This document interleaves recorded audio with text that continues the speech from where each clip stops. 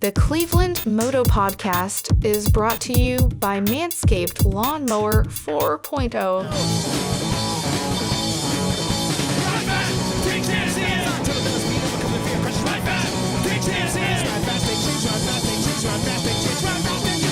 Here we are, it's Cleveland Moto Podcast, episode number 340. 40. Light them up, boys. There you go. Whatever you got, by all means, uncork it, pop it, light it, pour it, drink the shit. And yes, we have I love that sound. God, that sound is so good. We got a full house tonight, ladies and gentlemen. Yeah. Oh, yes, we do. To my right, we have Johnny Mac. And he's drinking a Dark and Stormy. Yeah, I'm drinking a leftover Leinenkugel's. Those Natter Days, the Natter Days that wouldn't die, the Christmas oil of Natter Days, the Hanukkah oil. We have one Natter Day left in the mini fridge. Oh my goodness. One. That was it. I listened to the Moto podcast, and they still had one. So it was pretty good. They just don't die. Left over. So I don't know how Pete didn't die. I don't know. You got the tall boy. The all-day Natter Days. Yeah. Beer. To my left is Oscar. Oscar is hot on the heels of the Buffalo Rally. Yes, we'll talk about that. And then to his left, Dan KROMPKE, who apparently made a stop at Binny's Beverage in Chicago. I did not go to Binny's. You didn't go to Binny's. Oh. I bought all the liquor and beer in Minnesota and Wisconsin. I found everything that I was looking for and more. There was no need to go to Binny's. Didn't have to go to Binny's. Did you loot it in Minnesota, or did you buy it? I bought it. Oh, yeah. I figured you just follow the looters then. And So I did take a look at your haul, the picture of your haul, which was impressive. How many bottles were in your haul? I didn't count them. You didn't? But there were 6 rows of bourbon. Yeah. 1 row of scotch, and then 1 row of various. There had to be 25 bottles minimum. Like Probably. At least. Oh, I'm thinking. yeah, I might even been a little north of that. Yeah. And then multiple racks of beer. Yes. Yeah. Whole big boxes of beer. So, okay. People who saw the picture, dollar amount. Ooh. Yeah. I And I'd say- say, fuck that going over. Just whoever can get closest. I say $3,500. I'm going to say 4,300. Okay. I'm going to say 1750. Okay. 1,900. All right. What'd you got? How much was it? 2711. We was gonna say 25, but yeah, that's 2711. Largely because of this. Yeah. Old Forester 100 proof.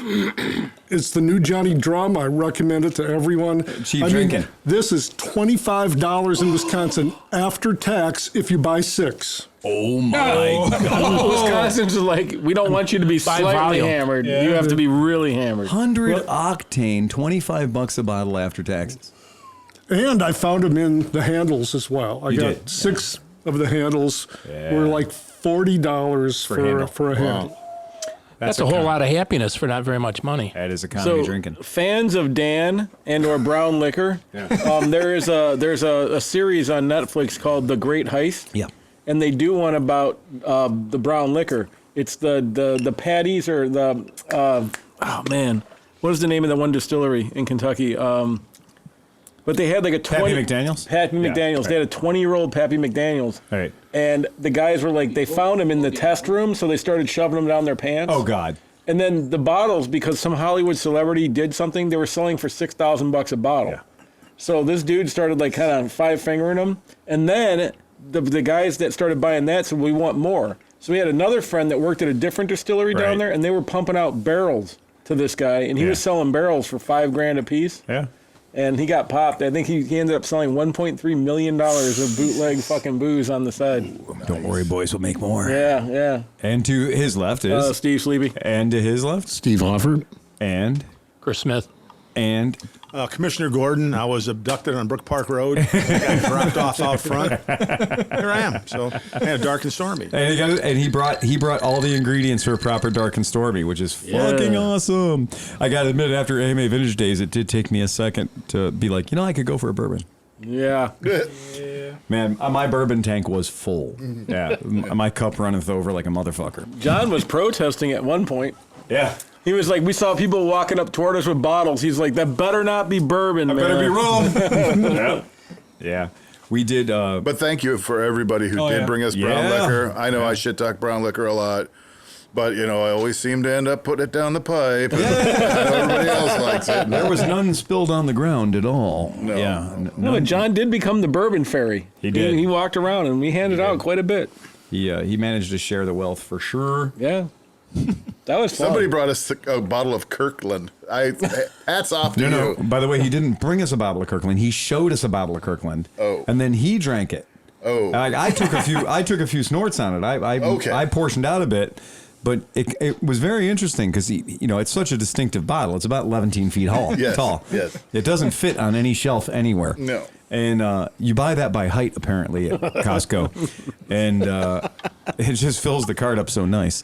But it did. I did notice that he wasn't sharing that too much. He was proud of it, and it wasn't making it very far from his mouth. I walked over like, I'm going to grab one of these nice bottles of bourbon to walk around with and share with some people. Right, yeah, exactly. And I grabbed that. And I was It's delicious bourbon. I mean, there's no complaint about the bourbon. It was completely serviceable. I guess I wanted something that had a little more retail value. Yeah, on the you wanted street, something that had a little more like, I'm needed going to some impress clout, you. I'm going to impress you just a little bit. Did you see Johnny Mac walked up with the fucking Costco bourbon. Costco bourbon, dude. What's next? The cheap Walmart? ass son of a bitch. I get it. Could you tell me real quick about the Rebel Distillers Collection? Because that's a weeded. Well, I'm tasting this for the first time. I bought 6 of those as well. Yep. It's a Rebel. 50 six-pack? 56.5% alcohol. 113 octane. Yep. I have decided that I do like a weeded bourbon better. And this is great value, $36 after tax. There you go. Yeah, and I like the idea that we've turned from just being like, wow, blow me away with how much money you spent, to we have completely ClevelandMoto'd the shit out of this. We're saying, okay, it's not just is it good, it has to be good but also cheap. And that's pretty consistent for us. Like that's kind of our MO is it's got to be good but affordable. If you're a bourbon type alcoholic, we can save you money with this. That's the idea, right? So this one was less than $1 a percentage. That's right. Buck a CC. It's a nickel a CC. Definitely under a buck a CC on that one for sure. I mean, that to me, that's a lot of fun. I mean, a lot of dough under $1. It is exactly right. So Phil, we got back. Yeah. And then we skipped last week because everybody was crazy. Everybody has something going on. But so you went to Mid-Ohio. I did. And Oscar. Yep. Mm-hmm. And then you guys got home and had Rebel Rousers here for a day. Yep. Then you guys jetted off or drove off We drove to Denver. Because it's still, if you're going to go to Denver, trust me, folks, the only way to go to Denver is to drive.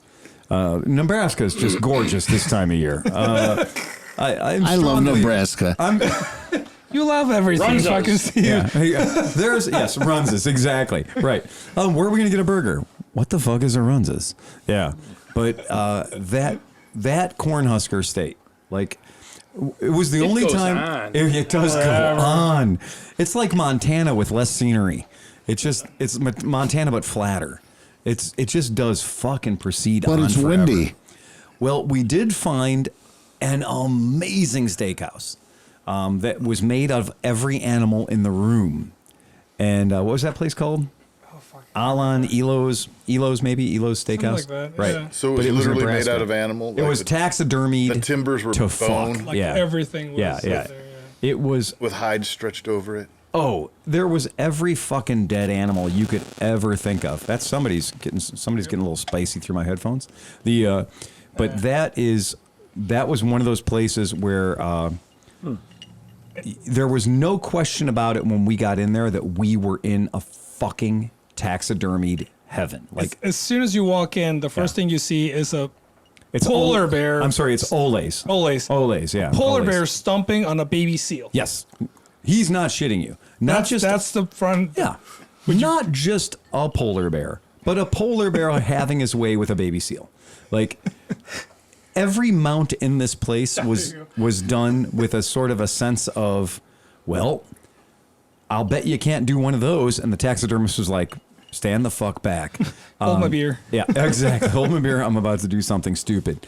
They taxidermied the dumbest stuff. I swear to God, there was like a house rat or like, house mouse that was taxidermed. Every freaking thing in this place. But it is, we pull a picture of it up so people can see it. But no, absolutely not shitting thou. When you're driving across Nebraska, there's precious little to do. And this place gets 5 fucking stars. This dude was driving past through Nebraska. Yeah, that's Nebraska. You know what? Do you not care about safety? No, I'm ready to end it all. I'm going to take my pants off. I'm going to take my shoes off. I'm going to do it all. But there is no question at all that Oley's Tavern, Oley's Grill, whatever they want to call it, Oley's earns the absolute Steve Hoffert 3 stars of approval. There's no, it was the right place to stop. I still feel strongly like. How'd you find it?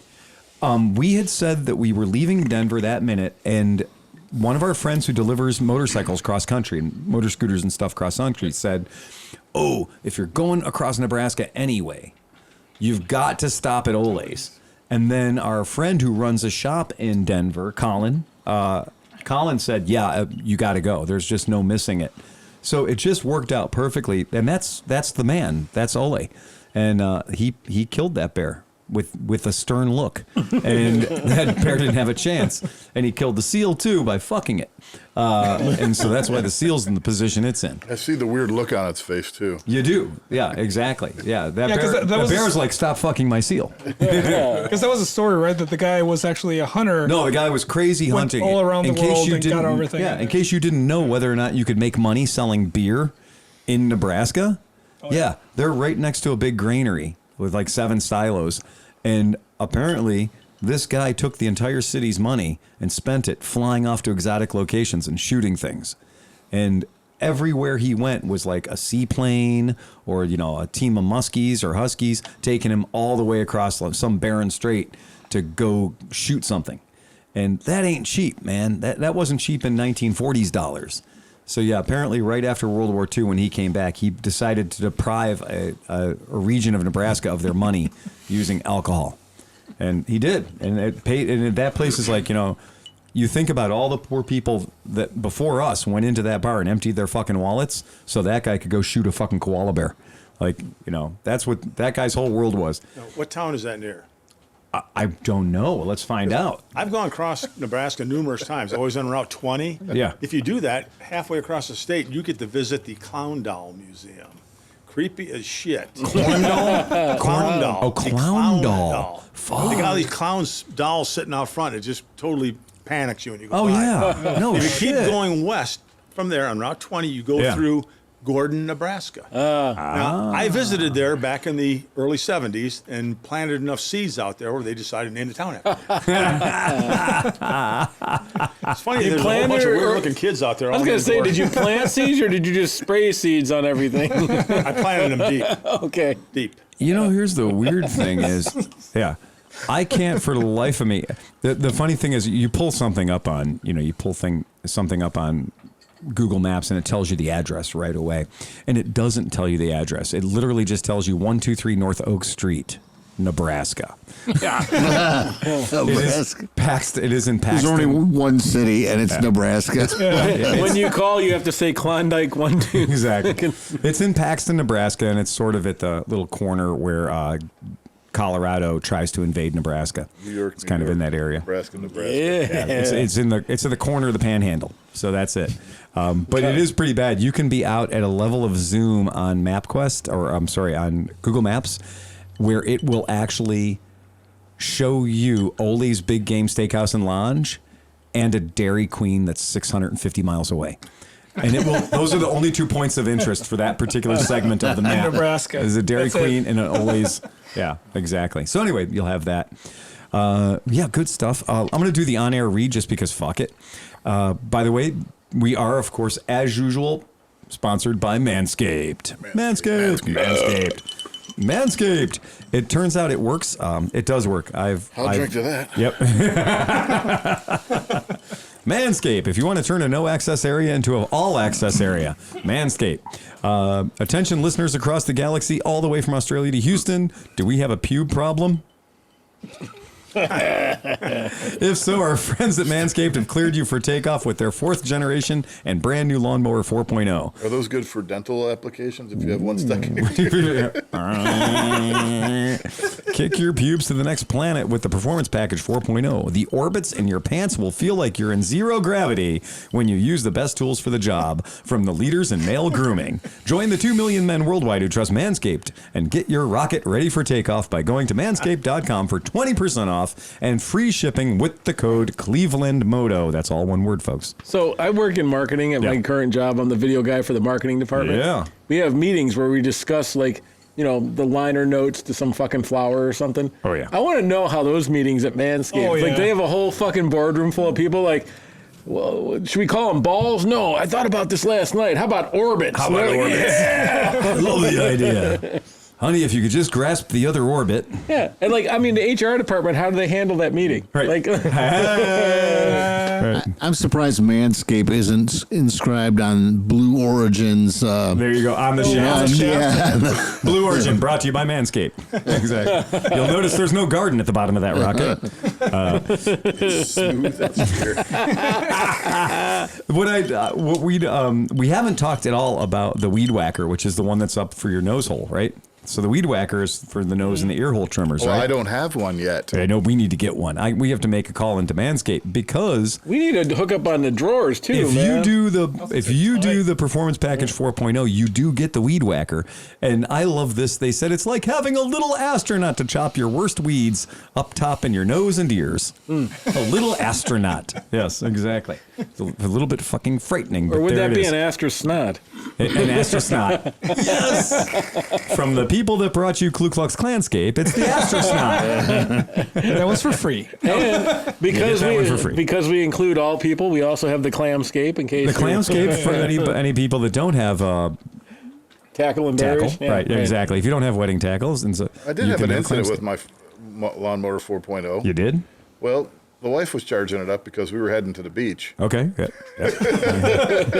Figured you'd take care of that right there in the sand, wouldn't you? You know, or like in Cleveland, just shave your legs right on the side of the pool. And Right on the side of the pool. Just dip the razor right in the pool. that video was awful. But it would put it on the charger, charge, take it off, it wouldn't fire up. I think it may have actually been a little bit overcharged because the unit felt warm to the touch and everything. It was probably So it took a little time off the charger and then it charged. Cooled down. And it went. Yeah. There's a safety mode. You could accidentally put it in safety mode where it won't turn on. Maybe that was the case. That's We right. did have a you're little right bit for of the issue towel. with it, but it is up and safety running. mode. Triple tap, I think. Yep. Something Triple like tap. Yep. Triple tap so it doesn't accidentally, and I did read the thing. It said you triple tap on the button, and this way it won't turn on in your luggage when you're going through security. So maybe it was. And what's pretty sweet too is if you move the head off and you 5-tap it, it becomes a vape cartridge. And you can just fucking smoke. I haven't tried that yet. Haven't tried that one just But I am yet. happy that the charger base, if I unplug the charger from it, also charges my phone. Yeah, Now yeah. that right there. Not for nothing. At the Denver rally, I had that thing propped up in my hotel room, and I did find out that I was like, shit, plug my phone right into that thing. So What is that, USB-C or whatever? Yep, perfect. Absolutely perfect. Get 20% off and free shipping with the code ClevelandMoto at manscaped.com. That's 20% off and free shipping with the code ClevelandMoto One word. at manscaped.com. Your dick and balls need some help. For a clean Trinity and beyond, your space balls will thank you. Spaceballs. Yeah. I love it. Spaceballs. I think I need a drink now. Spaceballs, the shaver. Yeah.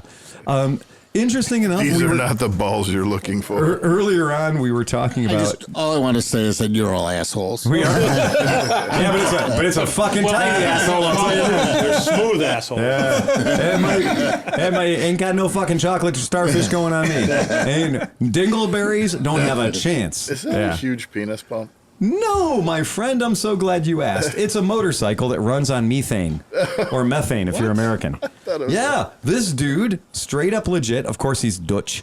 God bless our Dutch friends. He's squirting into the container. So no, what he does is he's managed to rig his Honda to run on methane, and he fills up that big dick on his back with methane, and he gets the methane for free. So this is what's really cool. He made what's called the sloot motor, which translates to ditch motor in Dutch. And he took a Honda and he literally goes and he harvests his own methane. That's right. From a bog pond? From a bog pond. You got it. And you can look it up at www.uitscoot.nl. And he has figured this out. He's got a little floating thing he calls the plump station instead of a pump station. The plump station. Yep. And it literally goes into his bike, where his high-tech injection system is literally, he's just drilled a hole in the airbox. There ain't no gas in the gas tank or benzene in the gas tank. There is gas in the airbox. So there's still a carburetor there. Yeah. There's just no gasoline going into it. It's fucking cool. It is really, really cool. So check that guys out. It's if you look at that uitscoot.nl, it's also, it's not hard to find if you type in plump station, apparently. You'll see a Dutch guy. Well, you hope you're going to see a Dutch. Yeah, you'll see a Dutch guy who is straight up fucking legit running a Honda motorcycle on fucking methane. The wood gas guys do the same thing.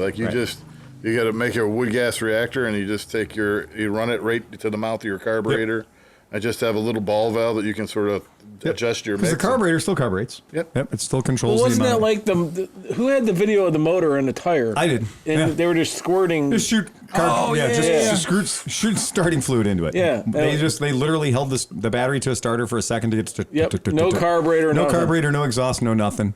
Just meter the amount of starting fluid that goes into it. And that little bitch was happy to just chortle along on that empty spare tire, that empty tire. Just rocking back and forth. Made me so happy to watch that. Yeah. At no point was I ever not entertained by that whole thing. But yeah, fucking kick ass, dude. Running a motorcycle on methane. Apparently, though. I think that is a giant penis pump, though. Hey, I think you're right. It's just for it's like a King Kong. That's Bruce's. It's a King Kong dung pump. Yeah. Ask the people out in Gordon, Nebraska. They'll tell you. They'll tell you in Gordon, Nebraska. The third dates are always a little awkward. They thought awkward. a new train was coming through town. Right. Turns out no. Yeah. Every third date, the girl's like, so, how you doing? He's like, give me a second. Hold on. Hey, you do what you got to do, I'm 89 years old. Give me a break. Bad news in the world of motorcycles. The IMS show that was scheduled to be held in New York City, which was technically at the Brooklyn Army Terminal, that has been canceled due to COVID restrictions. The city of New York they wanted a system where you were going to have something that shows you're either tested or shows something that you had a vaccination prior to getting into the event. And then the Delta variant was like... Well, I think this was even after that. But what it does turn out is that the IMS organizers had decided that would reduce ticket sales enough that they pulled the plug. Yeah. So, you know what?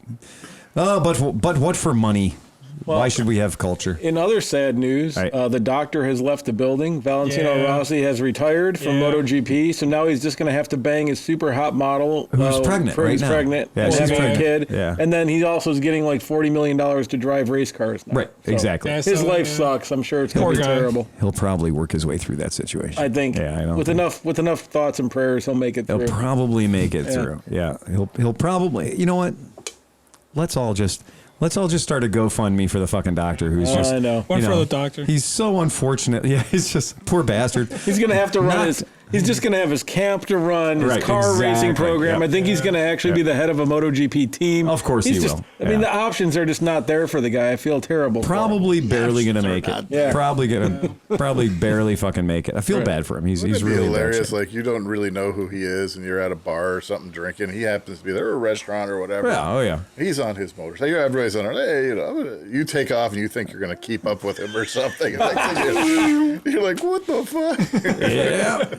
Have you ever seen that dude at his ranch ripping a dirt bike around a flat track motorcycle thing? I'm sure you can. I think the back tire might be in front of the front tire at some points. It's insane, dude. Moto Stories preview. At some point, we're going to have to get together and do a.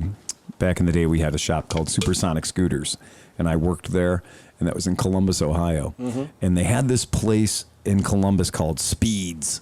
And Speeds was a dilapidated Kmart that they had taken everything out of and made an indoor alcohol-fired go-kart track. Nice. And it was extraordinarily well done with a bar for drinking at inside, right? And you can drive and drink?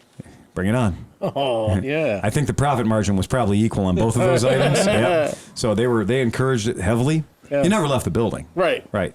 But you just do circles at 22 miles an hour in these hopped up little Honda golf carts, or Honda go-karts rather. And so we were in there, and this place is solid. It's got like digital telemetry, and it's got tracking units, and it's fucking brilliant. It's not fucking around. This is not ghetto. This is nice. Yeah. And so the one day we went out, and this is what we do in the wintertime, we go in there. And man, Scott Smallwood is fast. Anybody who's ever raced against him will tell you that he's a fast motherfucker. Like if he came out on a tricycle, you'd lose, right? Scott's a fucking fast racer, and he's a adult of my years, and he's gone back into racing BMX bicycles because that's how he got his start. So now he's raising a second generation of Smallwoods, and they're winning trophies. I thought that's what Cinch was going to do after he got his new hip. Oh yeah, go right back to bicycle racing. Yeah. Well, I got fat instead. Me and Smallwood and a few of the other racers at the time, we all had a race team set up, Smallwood Racing and Supersonic Racing. And we were at this kart track indoors, and we're like, we usually just kill people. It's just, we have fun with folks. And we're decent riders. We're decent racers. But we're not getting any love this day. This day, we're just getting our asses kicked. And we couldn't win to save our fucking life. And we're just getting smoked. And we're looking up at the board, and we're just like, we are getting slaughtered by this fucking M. Jordan. Like, who the fuck is M. Jordan? He's killing us. Like, which one of you assholes? Because they put out about 6 or 80 out there at a time. So we're like, we know him. Who the fuck is M. Jordan? We're like, it's that dude. That dude's M. Jordan right there. And why are all those very wealthy Rolex people like patting him on the back and sucking his dick? Like, this guy literally had 6 or 7 Rolexes with fat humans attached to him, all patting him on the back for being a human being. Like, what the fuck is that guy's specialty? Yeah, it's Michel Jourdain. Fucking greatest, like one of the greatest Formula One drivers in the world. It turns out, like, Roush Racing is down there, And so these guys, when they're, bored of driving multi-billion-dollar Formula One cars, they go to Speeds to fuck with the locals. Yeah, and it turns out, this is Michel Jourdain, and we're trying to literally go around an indoor track with Michel Jourdain. I had a similar thing happen to me in Columbus. Do you remember, what was it called? It was like John Holmes? No, I don't want to compete against that guy either. No. Motherfuck, yeah. It was like Miami Championship Racing or some shit like that, but they were like little mini Indy cars. It was right down the street from the Busch Anheuser big building. Okay, yeah. Now it's like Magic Mountain or something, but it was like a full racetrack. You had to pay like $25 for 3 laps. And the cars, okay, so it was like outdoor mini Indy cars? Yeah, and it was like they did like 55 miles an hour and all that kind of stuff, whatever. And so we go down there, and for $100, you could get like a day pass. So from like 1 to like 5, you could run as much as you wanted to, Right. And the lap record was like 123 or something like that. And we were mostly getting like 130, we were 7 seconds off the thing. Yep. And then all of a sudden, like, you saw all these people like kind of climbing up and watching the track and stuff, You're like, what the fuck's going on? And Bobby Rahal was running. Oh, yeah. And fucking like Team Rahal. Yeah, and like he got it down. Like he beat the record by 4 seconds. And they didn't care. Right. And to get the record, you had to do it twice. Yeah. And he did it with 2 different cars. Oh, of course. Like he was just that good. It didn't matter. Exactly. It was really fucking cool, man. A racer's a racer no matter what. Malibu Grand Prix. That was Malibu Grand Prix. Yeah, you can see it from the freeway. Yeah. That place is falling into disrepair. I think it's gone, right? Or is it still there? I think it might still be there, but it hasn't been anything functional in a long time. Okay. There's like a bowling alley set up there and stuff. Yeah. Anyway, so here's an interesting thing that I'm pretty fucking excited about, not just because I have a Mexican sitting next to me, and I feel like I have to so I don't get stabbed.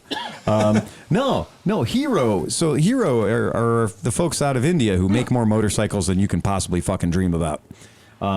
Hero they have literally set up a sales and service network in Mexico. And why that's really important, or why I think people should be taking notice of that, is Hero is usually extremely good quality. And in India, they are considered to be an absolutely reliable and cromulent motorcycle that you'd be happy to ride. And the fact that they're getting that much closer to the United States is kind of impressive. But there's another link in the chain that not many people put together, and I did, and that's because this little tiny company that nobody's ever heard of has become partners with Hero. And that company that nobody's ever heard of is called Gogoro. And Gogoro has managed to sell over 200,000 electric motorcycles. That's what in it sounds Taiwan. familiar. Yeah. And so they have a system where you can pull up on your bike to a little machine, and the machine will dispense to you a new battery. There's the picture of it. Yep. Okay. And so you can take your scooter, and they have a completely universal battery system that you walk up and you pay a membership card, right? And Hero, of course, during the pandemic, Hero, this company that you have not heard of, sold 5.791, so 5.8 million two-wheeled vehicles to customers worldwide in 2020. 1 year. Jeez. 1 year. And they have partnered up with Gogoro. And why this is important is a lot of people have said, well, the idea of electric motorcycles in the United States doesn't work out because we want to be able to ride something for a given distance, pull into somewhere, and for the cost of 2 minutes of our time or 3 minutes of our time, replenish its range to a factor of 100% and then fuck off again. We don't want to be sitting around a Tesla waiting for the Tesla to charge. Even though the Tesla is dynamic and fast and cool and does everything else, we don't want to be told, well, you're going to drive for an hour and a half and now you're going to sit there for an hour and a half or whatever, right? Forget it doesn't matter the numbers. It's just the inconvenience of the whole thing. Well, the idea behind this is, as you can see in the image, you simply just pull up, swipe your card, or it detects you're there because of Bluetooth, and you take as many of those cells out of there as you think you need, and you put yours back in. It's what a propane charging station should look like, right? And that people are always like, well, I don't know. Like, how do you think that's going to work? Do you think that's going to be possible? Do you think people are going to actually do it? Well, people have been doing it. And to give people a crazy idea of how easy it's doing it is they have over 500,000 subscribers in the very short period of time that they've been functioning. And the average number of the average number of charge cycles that each subscriber has used is 400. Whoa. So if you're running a video store and you sell a video membership to Bruce, and Bruce rents 2 videos, you're winning. But if Bruce rents 400 videos, Bruce is winning. Right. Right? And that's what they're learning about is the people that have these, they're not just driving these things 80 miles, 100 miles as a novelty. The average consumer has 500 or 400 swaps. Wow. Holy shit. Have you put 400 tanks of gas in whatever motorcycle you drive right now? Some of them. Right. That's exactly it. Yeah. Yep. But you could do that all on a card. Yep. Now we talked about this. Yeah. Absolutely. Years ago. Yep. 4 years ago, 5 years ago. Absolutely. That's the point. No, thank you. Yeah. I've been keeping a real close eye on this. To me, this is something that I do see as being the future. I think that currently electric motorcycles, the way they are fun and they're great. And you ride them because it's enthusiastic to ride them. You ride them because I don't have a gasoline powered vehicle that will go from 0 to 60 in 2.9 seconds, but my electric one does, I ride them.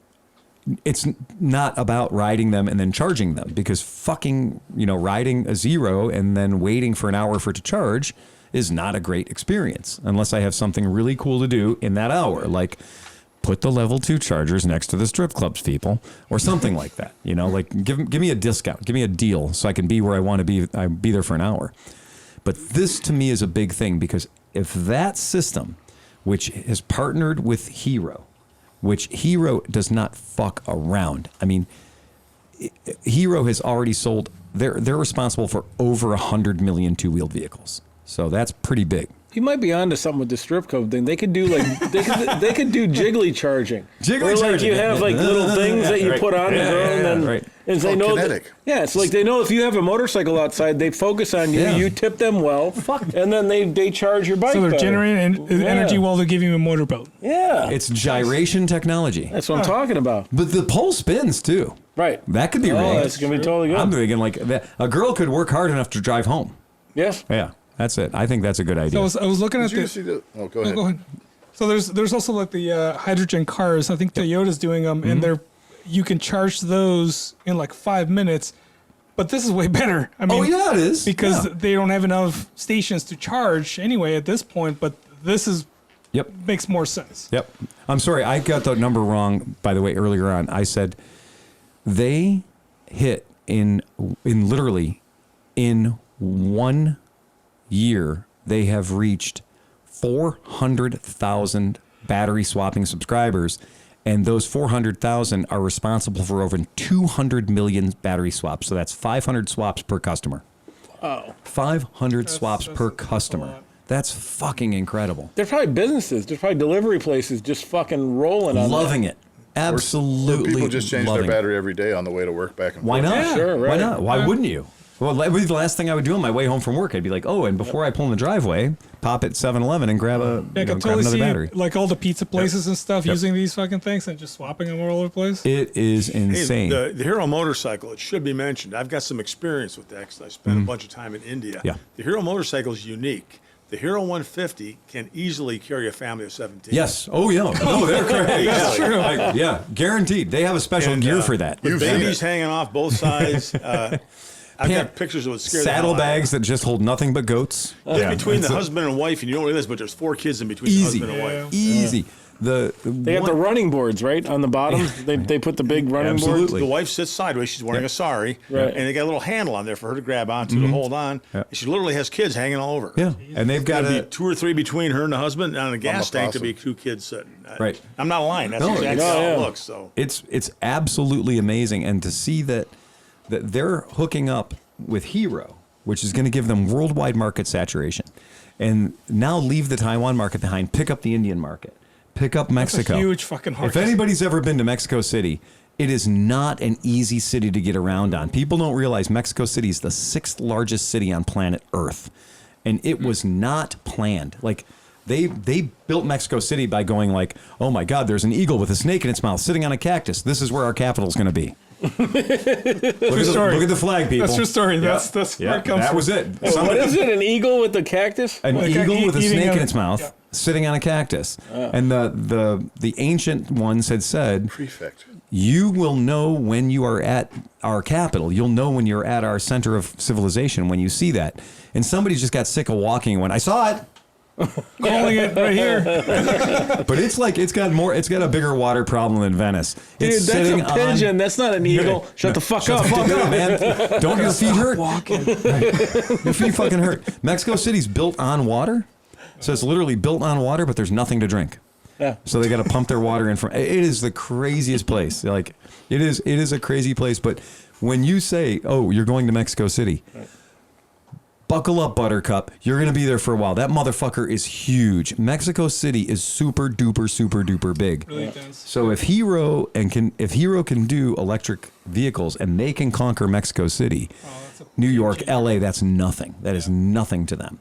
So you prove it in Mexico City, you have 100% of my attention, because it's a frighteningly big place. I don't know if you mentioned it or if it was just another article that I saw on Ride Apart, but Honda was coming out with a $475 electric scooter. Absolutely. Really? Yeah. It's called the UB.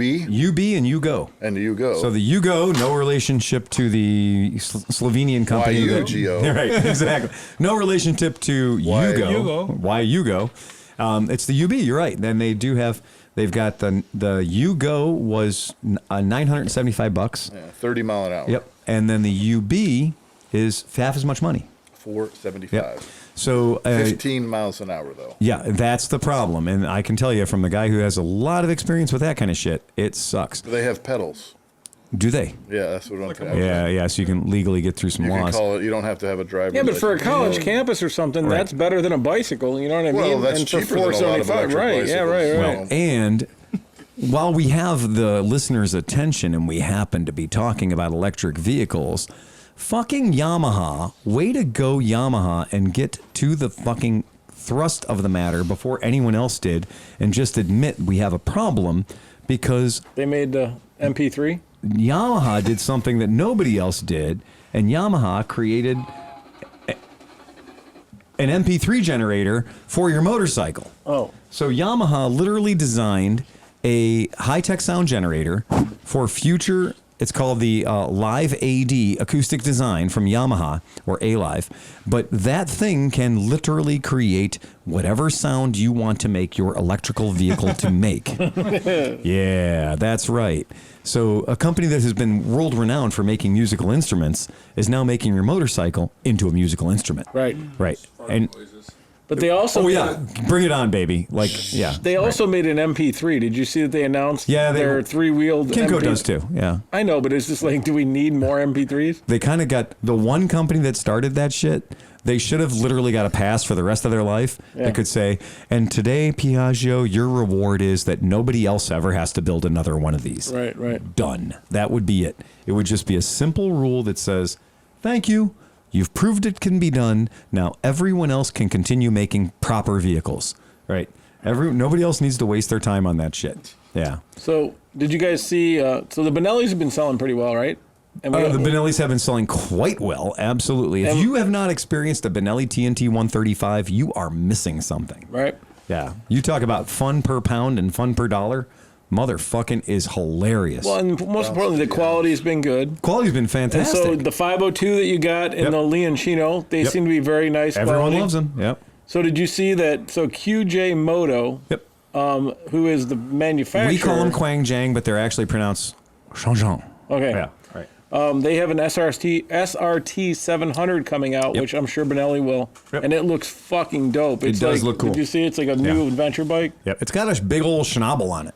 Yeah. So it's a new. What did you call that? Was the SRT? It's the SRT 700 by QJ Motor. Yeah. Is that stolen KTM? I think it's because KTM had to manufacture their motor, so it's pretty much. Yep. Oh. You're absolutely right.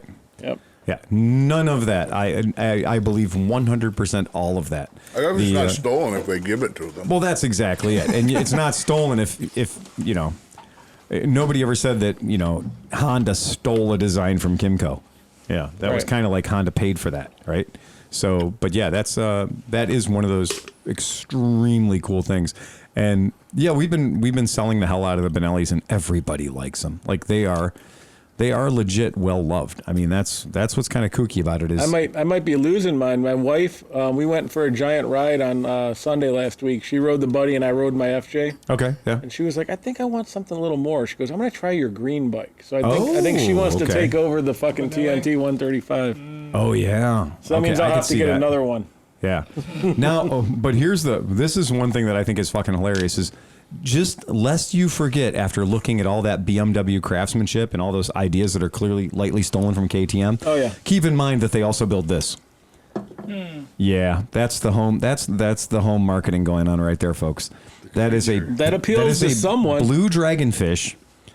And the best thing I can say is it's an SRV 500, and it is a QJ. It is their home market. What do you call that? Is that a sport cruiser? It's a chopper version of the Fitzfillin, or the Smart Pillion? Yeah. The Sharp Pillion? Yeah. This is the No Pillion, or the Angry Pillion. Because whoever's on the backseat of that thing is pissed. Well, I like it has 21 millimeter forks, and they're raked out. Yes, it has. I was like, man, they managed to build that motorcycle with no front forks. And I was just like, no, they're really skinny. Yeah, they're just really, really skinny front forks. They're like, we have a bunch of KLR 110 forks laying around. What do we do with it? Yeah, all of their QJ marketing stuff is super duper Chinese. So if you do get a chance to go to their website and check it out, it is super duper, like legendary Chinesium. Yeah. The design looks a little bit familiar to like the Zero, the headset and the Bourbon place on the yeah. It's place on the back. Right. That's a very interesting bike, and it has that same sort of idea as the Rebel 500 does and stuff. So, but yeah, I thought that was pretty funny. But we do a lot of stupid stuff at ClevelandMoto, like have competitions to see who can build fucked up, Chinese bikes and then ride them and not fall down and get drunk or hurt ourselves. Hoffer hasn't finished his. Hoffer still hasn't finished his. He's still working on his. But it turns out that... I'm going to say something right now. Yeah. I guarantee you. Yeah. I guarantee that my bike has more hours on it than anybody else. That's true. That is true. You do have the house. You do have the house brand over there. Yeah, absolutely. But Dan's put the hardest life on his because his pipe is blue. Yeah. He smoked that fucking thing because he's such a badass rider. I just think he was doing bong rips out of it. That's all. But you know, I would have known about that. we sit up late at night and we build a bunch of motorcycles we're going to ride into the ground. This dude went to Harbor Freight and built a motorcycle. So this is Bikes and Beards guy. Yeah. And yeah, I mean, he's got a really fun YouTube channel. Lots and lots of fun. But he did a challenge to build a bike out of Home Depot, which he did. And it's made of wood, dead tree carcasses. And then this one he built out of various. And what's funny is, you know, you're a denizen of Harbor Freight when you can look at this motorcycle and identify every part on it. Because there's very clearly a motor hoist and there's very clearly a Harbor Freight trailer kit. Yep. For sure. Yep, and the wheels and the I guess the front forks is actually a single-sided swing arm.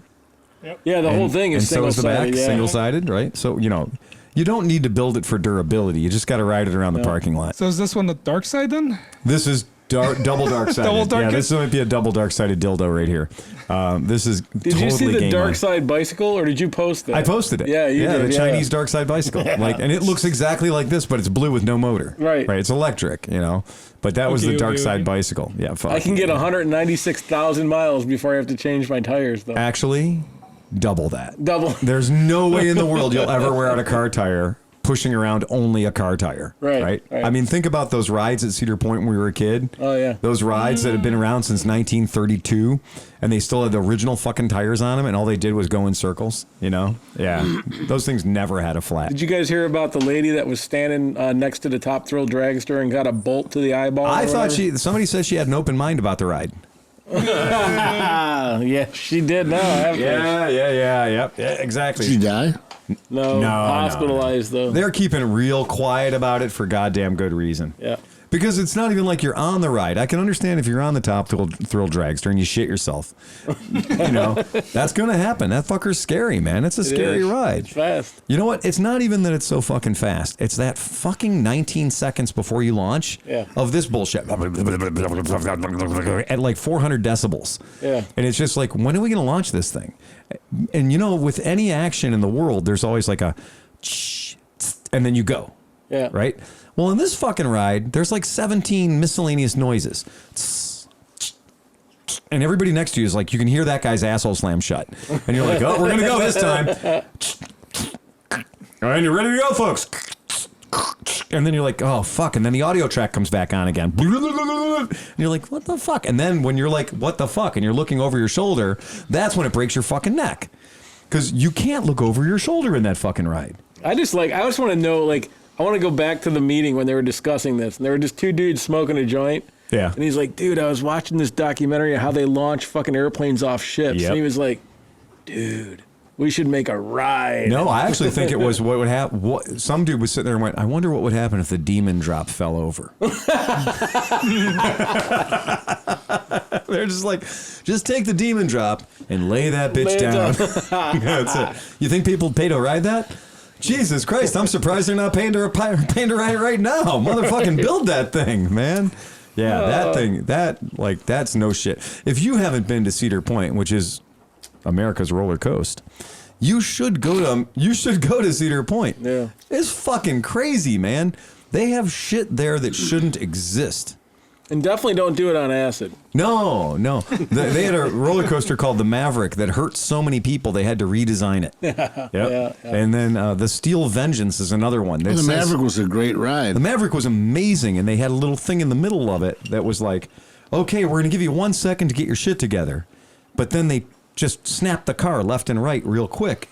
And basically what happened is people's brain came out their noses. And they were like, we can't have that in a ride. So they took that little kink out, which made the ride a lot less exciting. The Mean Streak is no more. They redid that. Yeah, now So it's now called yeah. Steel Vengeance. Yeah. And Mean Streak held the record for the most number of accidental pregnancies and back injuries of any roller coaster on the planet. I love that. Our friend too. our It was friend so Robbie violent. Love, who like lives at Cedar Point, like Robbie Love straight up lives for Cedar Point. And he was like, fuck that Mean Streak. Like, fuck that coaster. That thing actually hurts my body. Yeah. And then they made it Steel Vengeance, which they took all the wooden tracks out and replaced it with tubular tracks, but then made it faster. Mm-hmm. And now Steel Vengeance is my favorite fucking coaster. I love Mean Streak, and Yeah. my daughter and I would always go on it, and it was a challenge to keep your hands up. Fuck yeah! So every time she got off, she was crying. Yeah. Oh, yeah.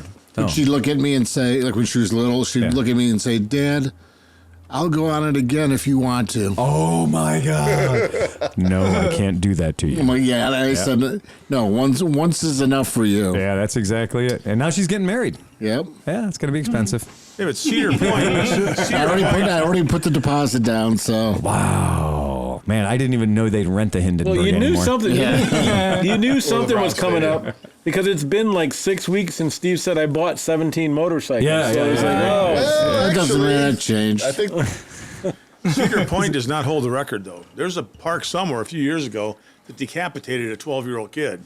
So Cedar Point's like Yeah, way off. It's Super tamed. I forget, it was somewhere in Pennsylvania. I forget, but it was designed bad, and it Right. had as it came over the top, there was like a hump. a hump in there. And the kid came up out of the seat. Out of the seat, and then I remember that. Kennywood. Yeah.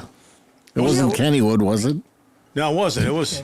Was it Action Sports Park or whatever? I was gonna say it sounds like more of a I thought that was like a carnival. I thought maybe it was one of those. No, this was an amusement park. They got shut down. They got more It lawsuits. was an amusement park, but I thought it was like on one of the ones where you're on a slide where you go, you know what I mean, where you're on the burlap sack, and the kid came up and he caught air and whacked his head off. That was a different one. But wait, That was at Cedar Point. We're you skipped over but wait, he did buy another motorcycle.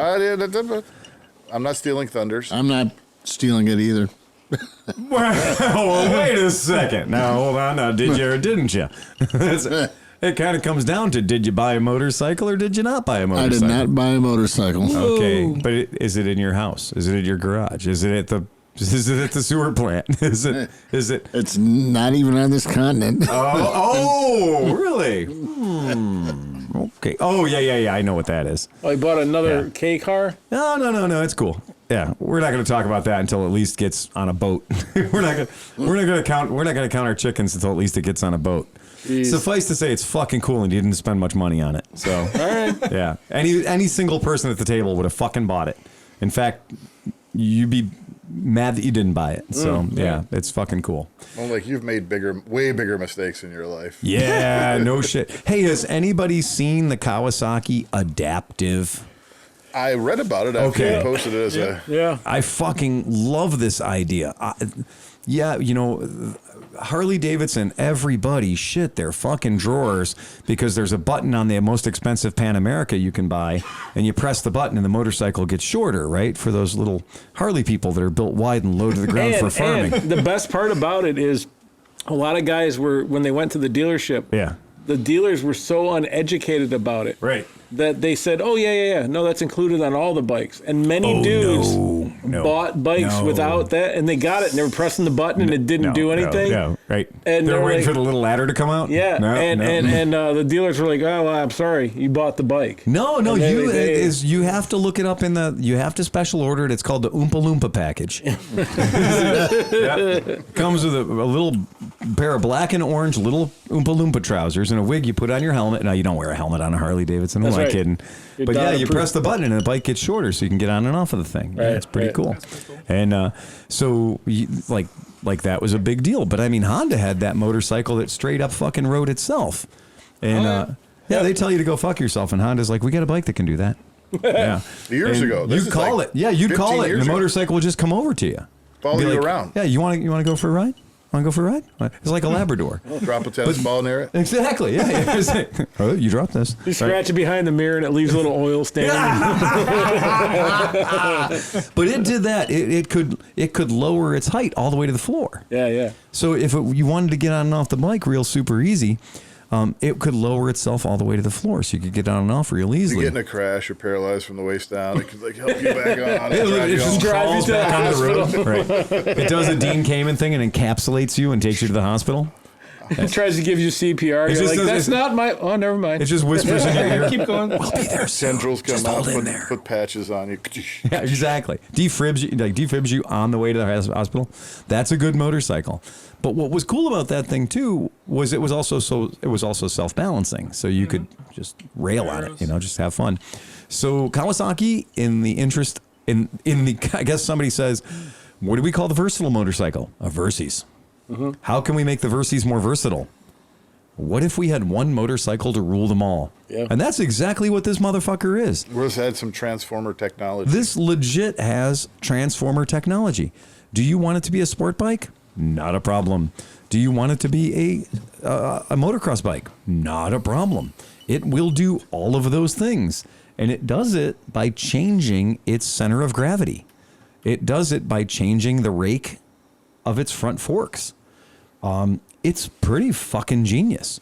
And I think that's very cool. But it's not genius that was come up by Kawasaki. Right. They had a design firm or a school in Italy. Yeah, that actually worked on all this. Yeah. And they did mention that while a lot of it's cool and it might eventually make it into some of their production bikes and stuff, that for right now it's just etherware. But the thing is, I think a lot of the reason that it's etherware, whatever, is because people have a way higher opinion of their riding skills than they actually have. Right.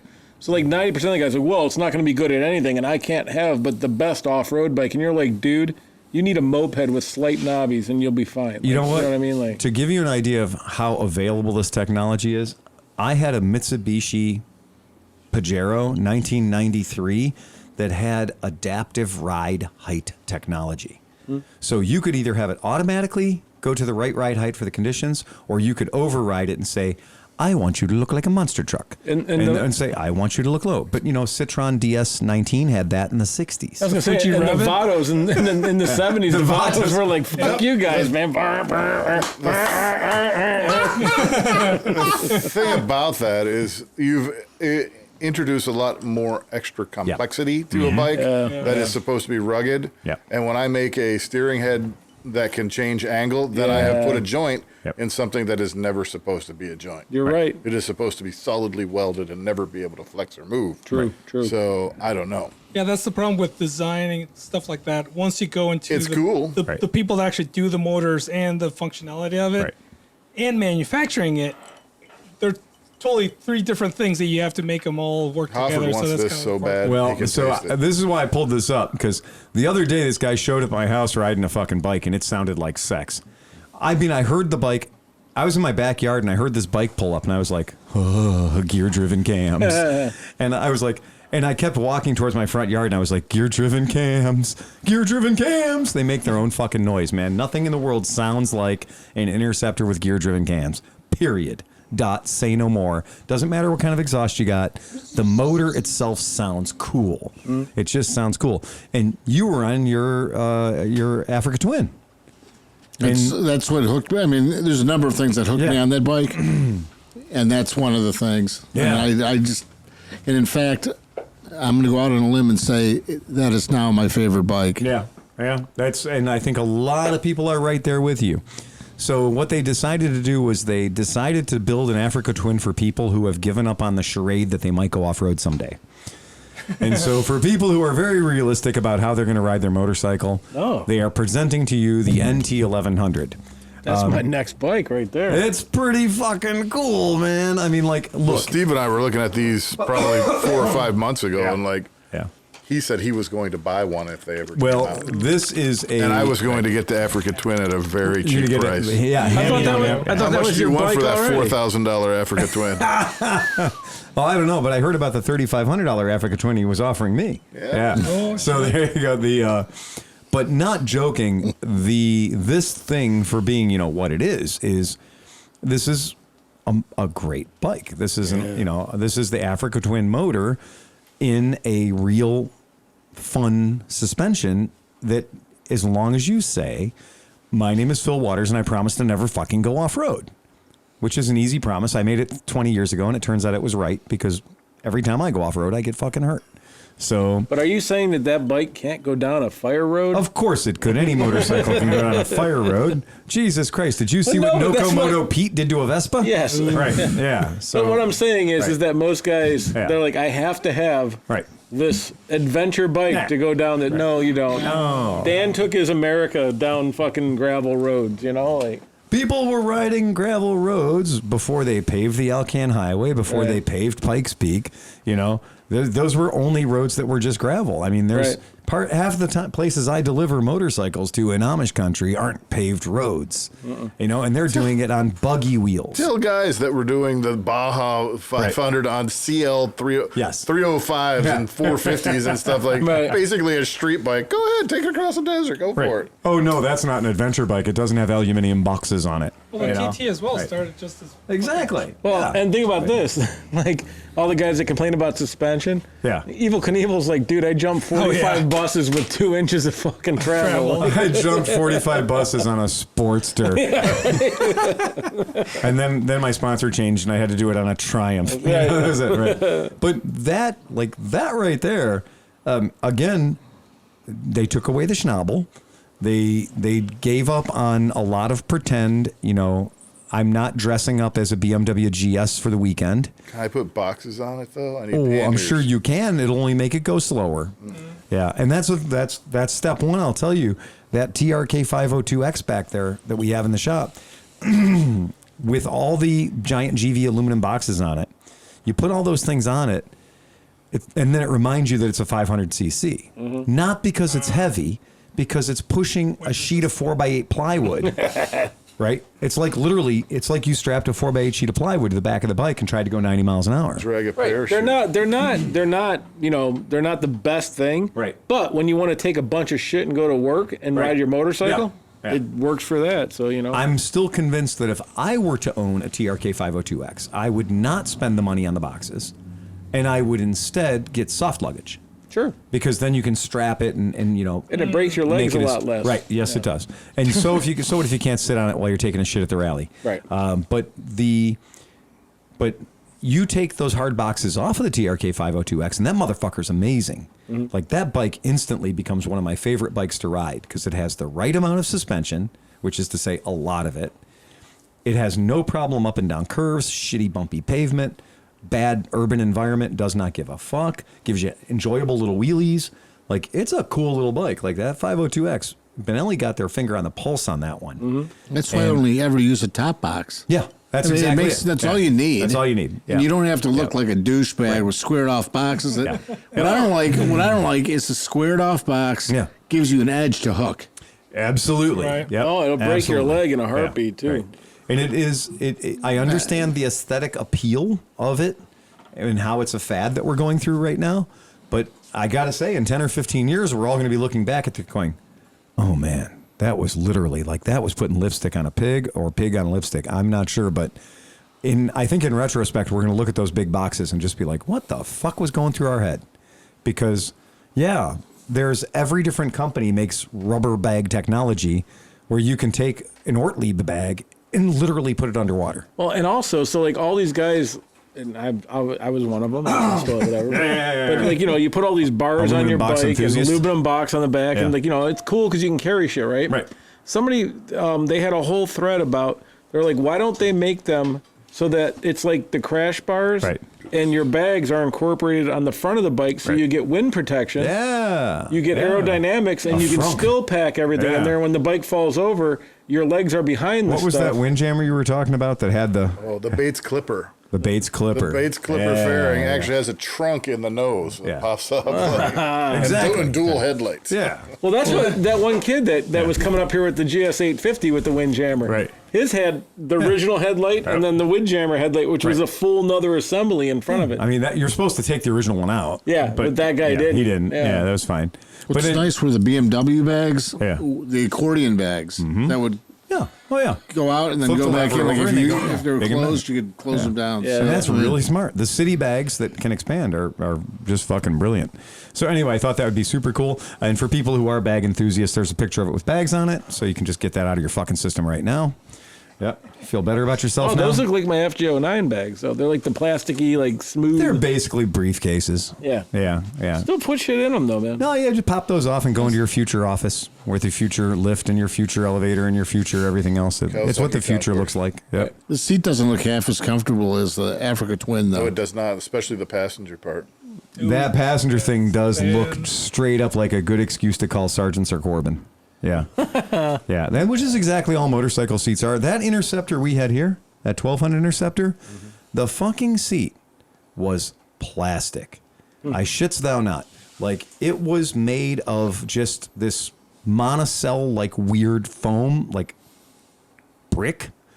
And then it didn't have a skin over it. It didn't have a cover. It was just coated. Yeah, it was just coated. It was like you took a foam thing and you just sprayed a coating onto it, and that was it. They probably use that shit. Sometimes you those can really dip your firm tools seats are into. comfortable. Yeah, it depends. I mean, like when you get a Corbin or a Sergeant, it's like fucking hard. Yeah. Yeah, but this motherfucker was harder than Chinese arithmetic. It was straight up troublesome. But that's what they'll tell you. Like a soft seat's good for like an hour. Yeah. A hard seat's good for like 8 hours. Like, Right. So the first hour you're like, this kind of sucks, but then it doesn't get any worse. Because I bought a humpback seat cover and foam for my CB750, and I got it and I sat it on. And I'm like, oh Jesus, it sucks. Right. But then I started riding the bike around. I'm like, this actually is really comfortable. It's weird. It was really firm, but it worked. Yeah, my Corbin, the Corbin I had was hard as a rock, but it felt great after a few hours. Yeah, you got to break them in. Yeah, but then I had that Russell Daylong saddle for my BMW, which again, world's worst saddle in the world to fucking look at. Thing just looks like garbage. It ruins any bike, but such an ugly bike. But that thing, that had it where it counts. It might as well have been a tractor on like a Ford, a Ford tractor saddle. You know what your motorcycle needs? 5-inch horns, ear horns hanging off the side of the seat. That's what it needs. Right. It's fucking brilliant. Everybody but is they're comfortable. talking about. Somebody at Harley-Davidson threw a switch and said, "We don't want you to talk about live wires anymore. We instead want you to talk about our electric bicycles."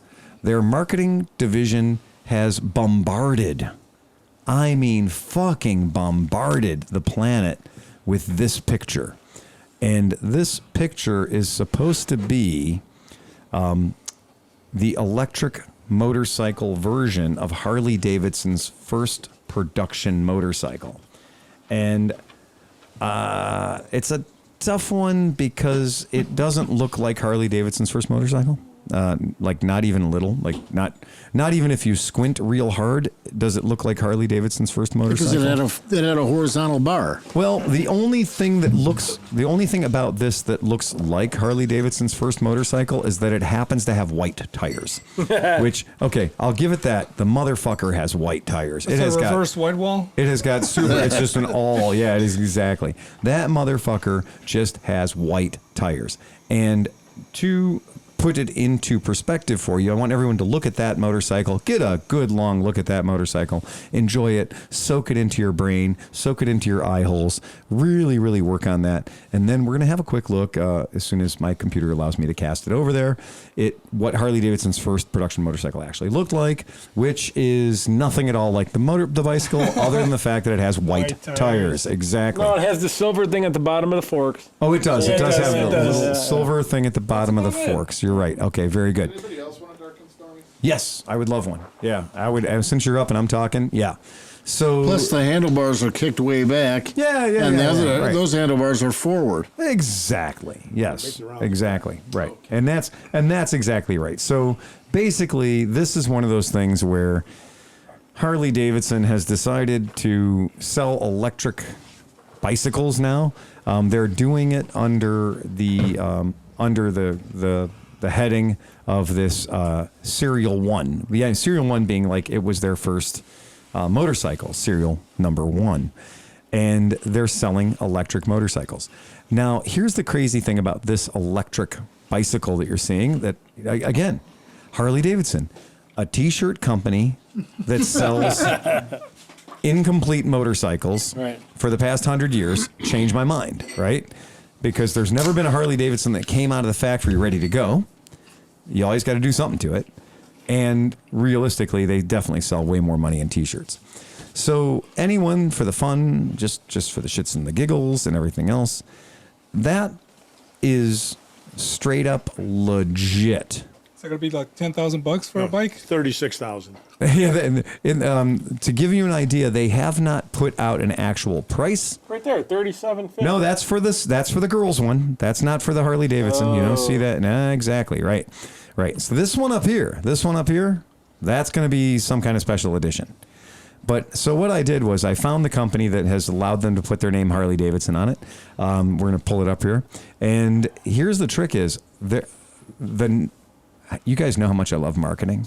I mean, I love marketing. I love watching some people take some giant fucking swings at reality with marketing. And here it is. Read at the top of the screen. What does it say? It says Serial 1, powered by Harley-Davidson. So they're ripping off another company now? Now, wait a second. Are any of these bikes a V-twin? Are any of these bikes gasoline powered? So how are any of these vehicles powered by Harley-Davidson? Like, what part of a Harley-Davidson is powering these motherfuckers? It should be Nikolai Tesla, since he invented the phased motor. Sure, you could say powered by Nikola Tesla. Yeah. Right on, dude. You'd be on the money. You could say powered by a 9-year-old in China who was forced to build the motherfucker. They misspelled funded. They did say, or they. I was going to say that, powered by they misspelled. green bags. Funded by Harley-Davidson. Misspelled marketed by. Yeah, right. Licensed by is probably the one. So here's the trick on these things. These are electric bicycles that have a top speed of 28 miles per hour. Woo! For $5,600. It's only 10 miles an hour slower than a Sportster, so that's not too bad. What's the range? Well, let's find out. I can scroll down. There we go. Have we found it yet? Nope, haven't found the range yet. No, sorry, you don't get to know. It's on the bottom, but it doesn't have That's the not value. fair. That's cheating. That's cheating. You don't have to worry about the range because they've installed chargers all across South America. Right, they have. So here's the other thing is, so at the top you'll see where it says that it's powered by Harley-Davidson, right? I see that number 1 looks Harley-Davidson. Yeah, so look in the middle here. Who makes the motor? Roush or who? Bros, buddy. Oh. Bros S-Mag. You didn't recognize that as being Harley-Davidson? Nobody does, because it's not Harley-Davidson. So how is it fucking powered by Harley-Davidson if motherfucker's built by Bros? Also, it's saying it's got 66 foot-pounds of torque. It does not. It could not possibly. No, that's what a Zero has. That's what a FX. That's what the FX sitting over there has 66 foot-pounds of torque. And I'll tell you, that motor that's over there, like that's 75 foot-pounds of torque. Right. But 75 foot-pounds of torque, an earlier Zero might have had 66 foot-pounds of torque. What I guarantee is that the motor that's in this fucking bicycle does not have 66 foot-pounds of torque. It would turn that frame into a motherfucking pretzel. So just quit lying about every fucking thing in the world, Donald Trump. I mean, Harley-Davidson. Just stop lying. Quit lying to people. Just stop lying. Because as far as I know, Harley-Davidson doesn't make Enviolo automatic CVT. And if they did, why would Harley-Davidson call it Enviolo, right? Harley-Davidson doesn't make Bros electric motors. Well, Bros, I mean, I could kind of see that. Yeah. Dude, man, it's part of the brotherhood. Brotherhood. We're bros, that's man. right. This one here, this is a twin cam 88. Yeah. Why are you riding that Camaro ass electric bicycle? Right. Bro, Yeah. it's a Harley. Bro, it's a Harley, bro. Sorry about that. Okay, so this is badge engineering. We know it. We know that it'll take one of our listeners 9 seconds. Are they going to try to sell the typical Harley lifestyle to these people yes, too? I think they should. Like, I hey, think you're they getting should. that bicycle. You know what goes good with that? Fucking chaps. These are my Harley-Davidson sponsored bicycling chaps. Yeah, my little clip, my little Harley-Davidson clip pedals. It's all the same shit, but spandex. Yes. So it's like all the vests are just spandex. It's a Harley-Davidson water bottle that only holds Coca-Cola. Everywhere. That's it. Perfect. Budweiser. But I'm just. This is like motherfucking quit being a dick. Like, you know, this thing is called a mosh. Look, that wasn't the Harley-Davidson name for it. You have to recognize the problem first. So exactly. Right. So just stop. Just quit doing this. This is not made by Harley-Davidson. This is made by Ting-Yang bicycles in China. And Harley-Davidson is putting the world's laziest, because this website looks just like the Livewire website. It is lazy as fuck. You know, it's just, it Did is what it anybody is. see the new Mustang SUV? Mm-hmm. The electric one? I heard at one point GM was talking about creating a Corvette, and I'm like, you can't. It's Corvette. If you're going to make you're making a Bronco. That's great. You did beautiful. Yep. And if you were going to make a new Blazer, which they made a new Blazer, but it sucks. Right. That's fine. But a Corvette is a Corvette. You don't make a Mustang. Well, they made a new Maverick, and it's a truck. So they made a new Maverick, and it's the size of the old Ranger. So the new Maverick is what an old Ranger used to be, and the new Mustang is what an Escape used to be. Right? I think. Did you see those awful fucking piss yellow Mustangs that they came out with and people are buying? Call Cameron. He'd love it. Why do people need to do that? Just call it its own. Just let it have its own goddamn identity, man. Just let it be. Let it have its own deal. The Mustang is a Mustang, and I don't like Fords. I don't like Mustangs, but I respect that the Mustang is a Mustang. Sure, right. It hurts me to see that you slap the Mustang name on an SUV. On a minivan. When you're currently making a beautiful Bronco. Right, exactly, right. Call it the Bronco 3, 4, or 5. Did they just stop making all Mustangs?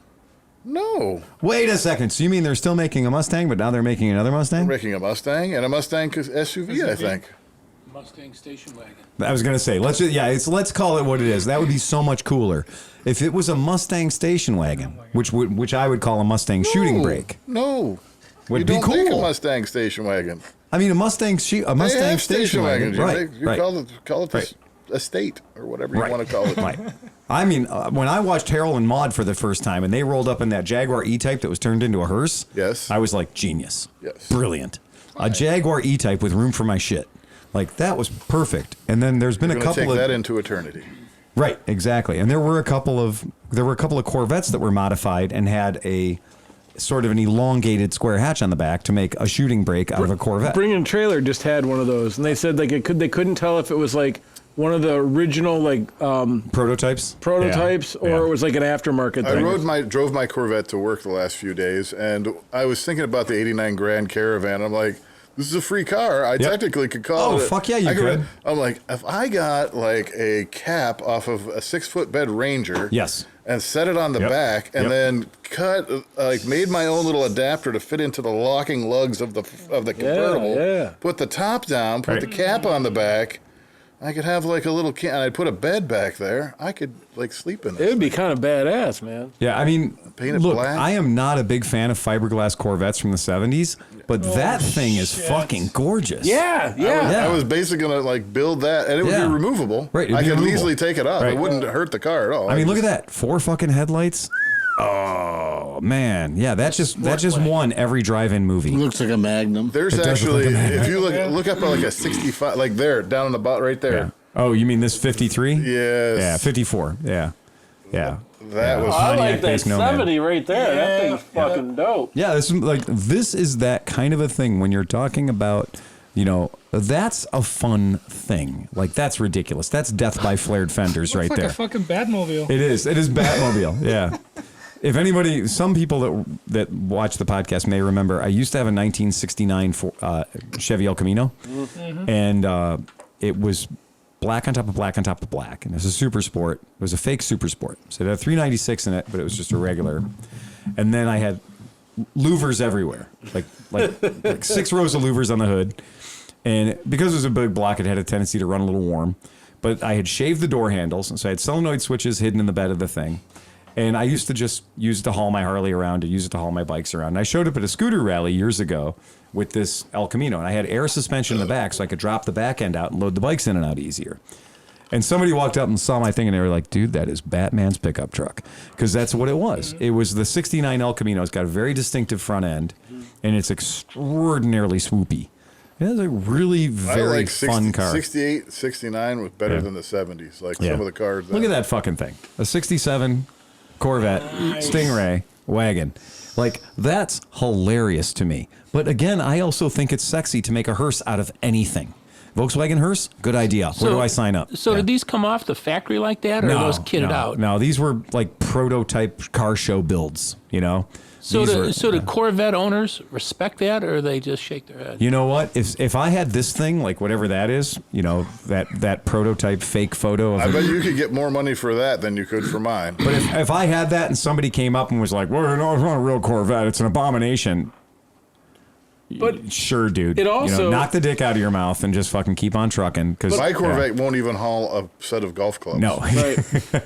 No, but what I'm saying is like, I think like some of the abominations, when it actually was a good build, those become valuable. Like the ones that were actually like, a high-end kit or something, those are okay. Like, if you look at that, it's basically a truck cap. Set it on the back and make a little adapter. Yeah.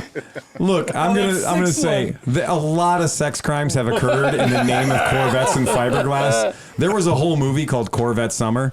It is the worst plot in the world, but it is Mark Hamill's launch into greatness. Yeah. But the plot is garbage. And I mean, like the back of this Corvette here looks like like a Volvo, a Studebaker, and a Corvette had a weird three-way. And again, here we are. Pacer. It does look like a Pacer. Yeah. It does look like a pheasant under glass. But that's what we're saying. Some things look really, really good. And I also like the idea of taking anything and making it into a motorcycle hauler. Yeah. So like you can take any vehicle you want in the world and make it into a vehicle that can haul a motorcycle. A Corvette Camino. I've seen those. Oh, yeah. But you got to first get the gas. The gas tank is the back of the car. Exactly, right. You're going to end up with a 2-gallon gas tank hidden somewhere else. And, you know, my guilty pleasure, the thing that I will never stop looking at are flower cars.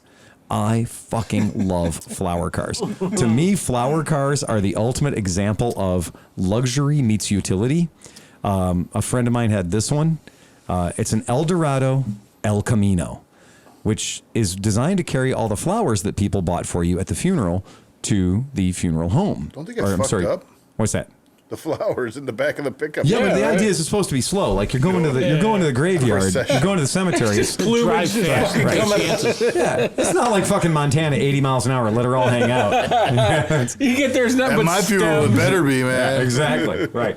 But so I'm always constantly looking for flower cars because I'm like, dude, give me a flower car. The more awful, like this one, 1994 Cadillac. I like that though. That's it has terrible. like a secret compartment underneath. They all do. Yeah. They all do.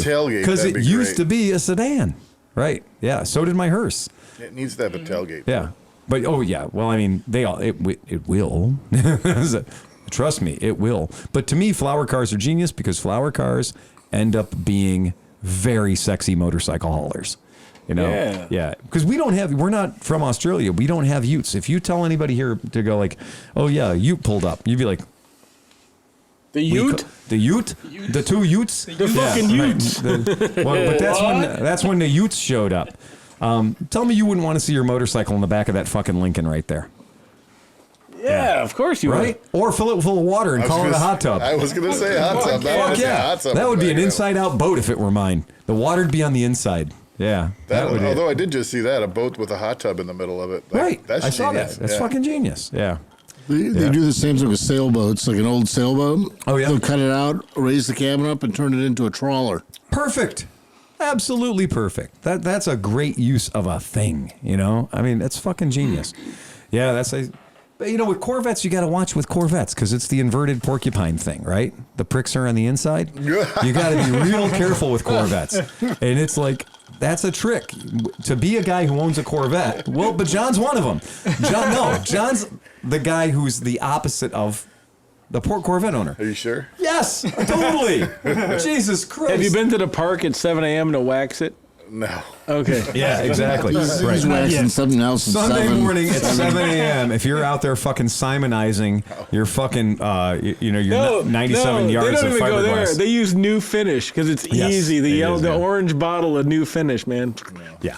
And you can light it on fire and it doesn't hurt the finish. Do you know how I know he's not an I was happy inverted that it porcupine? rained and rinsed all the dust and dirt off of it. Yeah, he's not an inverted porcupine because right now he does not have at least 4 pieces of Corvette flair on him. Right. Yep. I don't have any Corvette clothing. A satin Corvette jacket. I have been giving Color that matched. Corvette boat too much thought, though. That Corvette boat, that red Corvette boat, God. Yeah. So good. motherfucking hell! And then I had to go down that rabbit hole. I did too. I looked it up, and the fact that they built a lot of them, Jesus Right in my Christ! face. Wow, man, That was a Right ripper. in my face. That was a real ripper. look at that! There's a Corvette hauling a Corvette boat. That's a veritable turducken. Sound guy. Yeah, that's great. I'm sorry it turned into a Corvette cast. It was great sound. Oh, that's okay. That's fine. Yeah. But I read an article. At first, the article I thought it was going to. The guy's like, "This is the worst thing ever." Blah blah blah blah blah. Because he had to work on it. But he's like, but at the very end, he's like, "But every time I drive it, I love the thing, and I'll never get rid of it." And I'm like, "You wrote a whole article. The whole title of your article was how bad this boat sucked." But at the very end of it, you say when you drive it, it's a beautiful boat, and you love the sound of it, and you'll never get rid of it. They made different versions of this boat. It's inboard. Right. From 7 different angles, this is just a dumb boat. From 7 different angles, there's nothing sexy about this boat. But from this angle, it's a totally different story. It's literally just the back $75 of a Corvette. I was going to say, like, you could just take 4 round tail lights and slap it in any boat. You could take a free Corvette like he got and put it on the back of virtually any boat. But it's not like this motherfucking thing. Yeah. The motor is a Corvette motor. Right, exactly. Yeah, but most boats have V8. I mean, if that size boat will have a V8. I was going to say, slap a... if we want to get to technicalities, it's a 350. Aren't most General Motors V8s Corvette motors? Yes and no. Yeah. Yes and no. Right. I mean, what General Motors V8 motor? In fact, quite a few of them would make out more horsepower than what's like the one in my 72 C30. Right. What General Motors V8 was never used in a Corvette? Because I can think of about 14 right at the top of my head that were used in a Corvette. Yeah. So there aren't too many V8s from GM that couldn't be called Corvette motors with a set of fucking valve covers. You know, it's a fuel injected motor. It's yeah.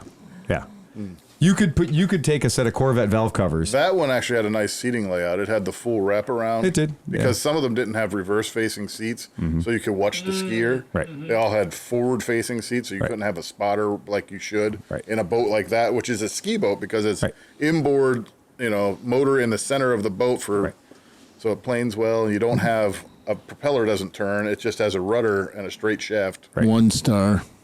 1 star. Anyway. Yeah, there you go. That's a beautiful picture. That boat was $120,000 new. Yep. There's one for $8,000. Yeah, there's one for $8,000 right now for sale. Do you want a Harley boat too? Yeah. I don't want a potato. Yeah.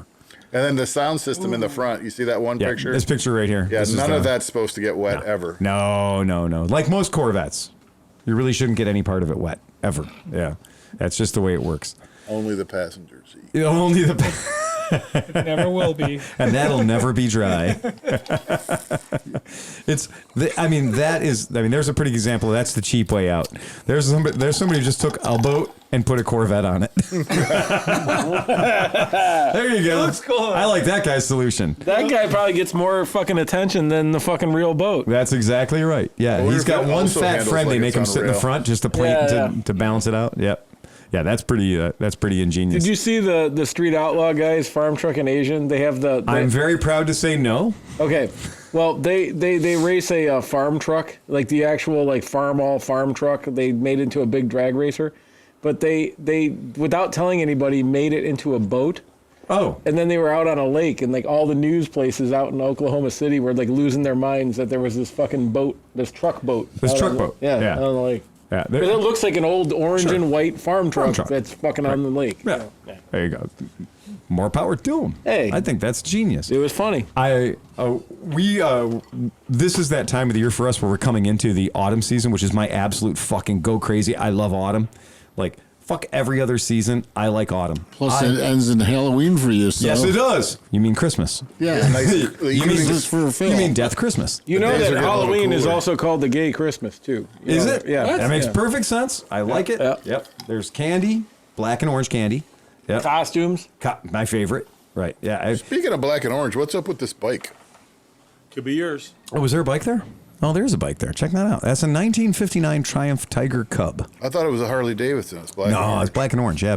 This is before Harley-Davidson owned those colors. Okay. Yeah.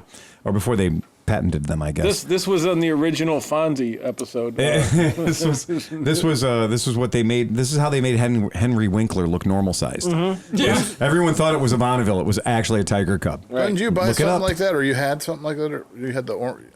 You got rid of yours was a BSA. Oh. Yeah, he had the BSA. I had a big BSA, a Gold Star. But this is a bike that one of my customers is trying to make disappear. And so he's Are we raffling it off or what? I'm going to say we might fucking have to, but this bike was built at BCF Cycle and it is original. So that's it is the patina that's on there it's not a restoration. It's just a bike that didn't get many miles put on. It's got about 1,800 miles on it, if I'm not mistaken. So, but this is one of those things, this is a T20. You're looking at a bike that's, under 70 miles per hour. Oh, yes. Yeah. That's yes. At 70, it'd probably be fucking frightening. Yeah. Yeah. It would probably be just a terrifying bike. I believe they claimed it had 14 horsepower, and I don't think that was measurable by any form of force. at all. Only. Yeah, 200 cc. Yeah, That's going to be a right-hand shift. Yeah, it's everything is wrong. Mm-hmm. So yeah, so if you're ever wondering where anything happens, think of where it would happen on a normal motorcycle and reverse that. So everything about it is incorrect, as we would say. But yeah, I love those press steel folded over levers. All the quality foot and finish. Yes, it is. Everything about this bike just screams no expense was spent. I mean, yes. Yeah. No expense whatsoever. They literally were like, okay, the front end's ugly as shit. What are we going to do? Bend some sheet metal around it. So they did. And they really did. Now, to give you an idea, though. I don't think there's anything cast except the motor. It has a certain ogre-like simplicity to it. I'll give them that. Even the hubs look like it's... Everything about it appears to be stamped. Yeah. Every bit of it is made to the highest sense of saving money. Yeah, there's not an expensive part on that motorcycle. This was when Triumph was absolutely saying, this is our entry-level motorcycle, fuck you, you know? And... Well, you know, it'd be a lot of fun just to tootle around, whatever. Yeah, and they made 2 versions of it. So, you know, here's cheaper. Yes. So here's the version that is some people call the bathtub version, but you can see it's got a sheet metal bodywork that goes around, and it has a low pipe. But that's not a 3TA. So that's the S. That's not a Thunderbird. No, not at all. This is a T20. Yep. So the T20 has the little bathtub thing that goes around. It's more of the deluxe version. $250 a cc. Yeah, it's gonna be. That's a 250. Yeah, so this is what you're looking at here right in front of us right now. A pushrod 250. Yes, it is. An extraordinarily simple motorcycle. Like I don't think anything about that motorcycle gives you You're a simple man? anything in the way of challenges. This is a simple man. Very. Yep. I was very, thinking very, that same yep. song. Yep, that's exactly right. So anyway, so if anybody's interested in getting a Triumph Tiger Cub that I guarantee and I absolutely can confirm that the bike ran fine a year ago. If I wanted to just throw money at this thing because I'm so in love with it. Yeah. I'm have we come up with a number yet or no? Title? Titled, yes, absolutely titled. Absolutely titled. So at some point I'm not sure if this is a bike I might want to run on eBay. Just for fun. Just kind of got an idea. I might want to give that one a run on eBay. Not for any particular reasons, just curious. You want it to go far away? No, that's actually that's a really good idea. Yeah, not the worst idea ever. I'd like it to be at least 3 states away. Dude, if you want to sell this, just Photoshop it jumping a shark. Yes, exactly. Right. Yep. Yeah. That's a fucking very good idea. This would clean up really nice. It just needs it's a little dusty and everything. It's dusty. That's it. Yeah. It's literally dusty. Clean it up and everything. Yeah, that's as far Take your shirt off, take a picture with you sitting on it. What's it with you in shirts? Take your shirt off. Or in your case, your top. Tarps off. Or blouse. Tubes and tarps. Reviews coming up. Yeah. So I'm not sure. I'm not absolutely sure at all what we're going to sell this bike for. Vaseline. But we're going to try to figure out what it's worth and try to get a number that's somewhere close to that. Seat's nice. There's a lot of things to the bike that are real nice. I sprayed some WD-40 down the hole. I gave it like a quarter because I know it's been sitting for a year. So I don't know how it was put up. He said he put it up right, but I don't believe him. Needs cleaned. Of course it does. Fair enough. So what I want to do is I do want to put a few minutes worth of work into it. You got to be careful. I'm getting a little bit into my truth. Getting to the bottom of that, right? Getting to the bottom of it a little bit. Yeah. The John McElfresh that tells no lies and pulls no punches is coming out right now.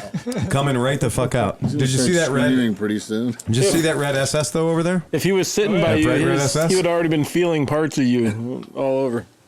The red, bright red Super Sport. Yeah. That bright red Super Sport. I built that 15 years ago. Nice. Yep. And so I'm quite frankly surprised you were able to pull something like that off. Thanks, John. Really appreciate that. Yeah, thanks. Thanks, pal. That came out really nice. It came out really nice, didn't it? But so part of me buying that bike was selling this bike. Yeah, so it's kind of one of those, yeah, it's one of those. you know, he needs to get 2 bikes out of his garage. I'll make that one, you know. Yeah, dude, I'm here. I'll buy it. I'll buy it back from you. First right of refusal. I'm here for you. Right. So, but I'll also give you a hand and sell this one for you too. I noticed that you had a couple years ago. You had the big vintage sell-off. Yeah, I did. I sold fucking a lot of vintage motorcycles. But I'm starting to see that this is Phil's private selection. Pile that's growing getting a little bit. we're having a problem here, right? Yeah. Well, the trick is, I did sell off a shit ton of project bikes. Yep. So I sold off a shit ton of project bikes, but now what I'm doing is I'm buying complete bikes. I see that. So I'm buying bikes that are absolutely not project bikes. But there's 4 of them over there that. Oh, the orange one I don't own. Okay. Yeah, the orange one I don't own. Yeah, the orange is a small frame. I But don't buy the small other frames. 3 are now a new collection for Yeah, me. the other 3 are all recent additions to my world. Yeah. So you know, that's just, it happens. That's a thing that happens. I sold a ton of bikes, and I sold, you know, a whole lot of bikes that I wasn't riding and wasn't having fun with. And then I decided, well, I will just buy some bikes that if I walk up to them, I can kick them and they'll start. Right? That's the whole goal. So to have a bike that I just know that if I walk up to it and give it a good kick, it'll start and I can take it for a ride. So I don't know about that. The whole kick and just have it start thing. I'm like, I don't know if that's what I'm up for or not. I'm just not certain whether or not that's the I've kind of never life found that to be I want to absolutely lead. true. Someday in like 10 or 15 years, when most even used bikes are all fucking fuel injected. Yeah. Oh yeah. John's gonna be sitting around with nothing to do. Like, all I want to do is clean a car, man. No, thank you. Yeah. No thanks. that. I'd rather ride a bike, man. I'd rather ride a fucking bike. Give me a bike to ride any day of the goddamn week, as opposed to I want to go ride it, so I got to fix it first. Fuck that. That I love sucks. it when you have things that you have to fix before and after you use them. Yes. Yeah. That's a great design. Yep. Well, we've enjoyed it now, so we have to fix it for a while. Well, what if we just don't fix it now? Well, no, don't worry. That'll happen too. Yeah. Well, we have to fix it before we ride it next time anyway. I know, but you can't play the game that way. You think you're going to get ahead of it by not fixing it. Right. Yeah. No, it'll develop a new problem. Then you'll have 2 problems to fix.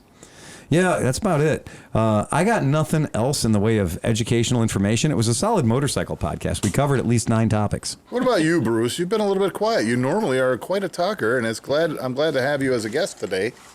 You have anything you want to talk about motorcycles real quick?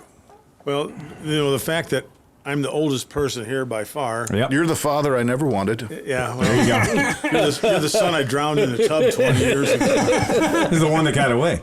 Yeah.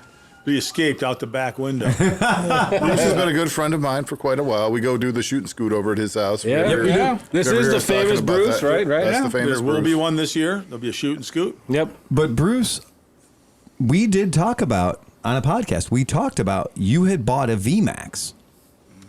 In your advanced years, you had done something most people of your number of rings don't do. And that is you bought a VMAX for not very much money. Tell the folks about this particular VMAX you bought, because there's a fucking story there. And it was a beautiful bike. I have a good friend who is older than me, and he still thinks like being like a 19-year-old. And what color was it? It was yellow. Of course it was. Are you talking about the yellow one, or are you talking about the other one? The black one he had a black one that had 10 grand worth of UFO shit on it. That thing was scary. I rode that on the Distinguished Gentleman's Ride. Yeah, I do remember that. And it was the scariest motorcycle I've ever scary in a very good way. I mean, but it pulled in 5th gear like most bikes pull in 2nd. Yeah. I mean, it just was scary. But the yellow one I bought, my buddy bought that bike here in Ohio in December. Yeah.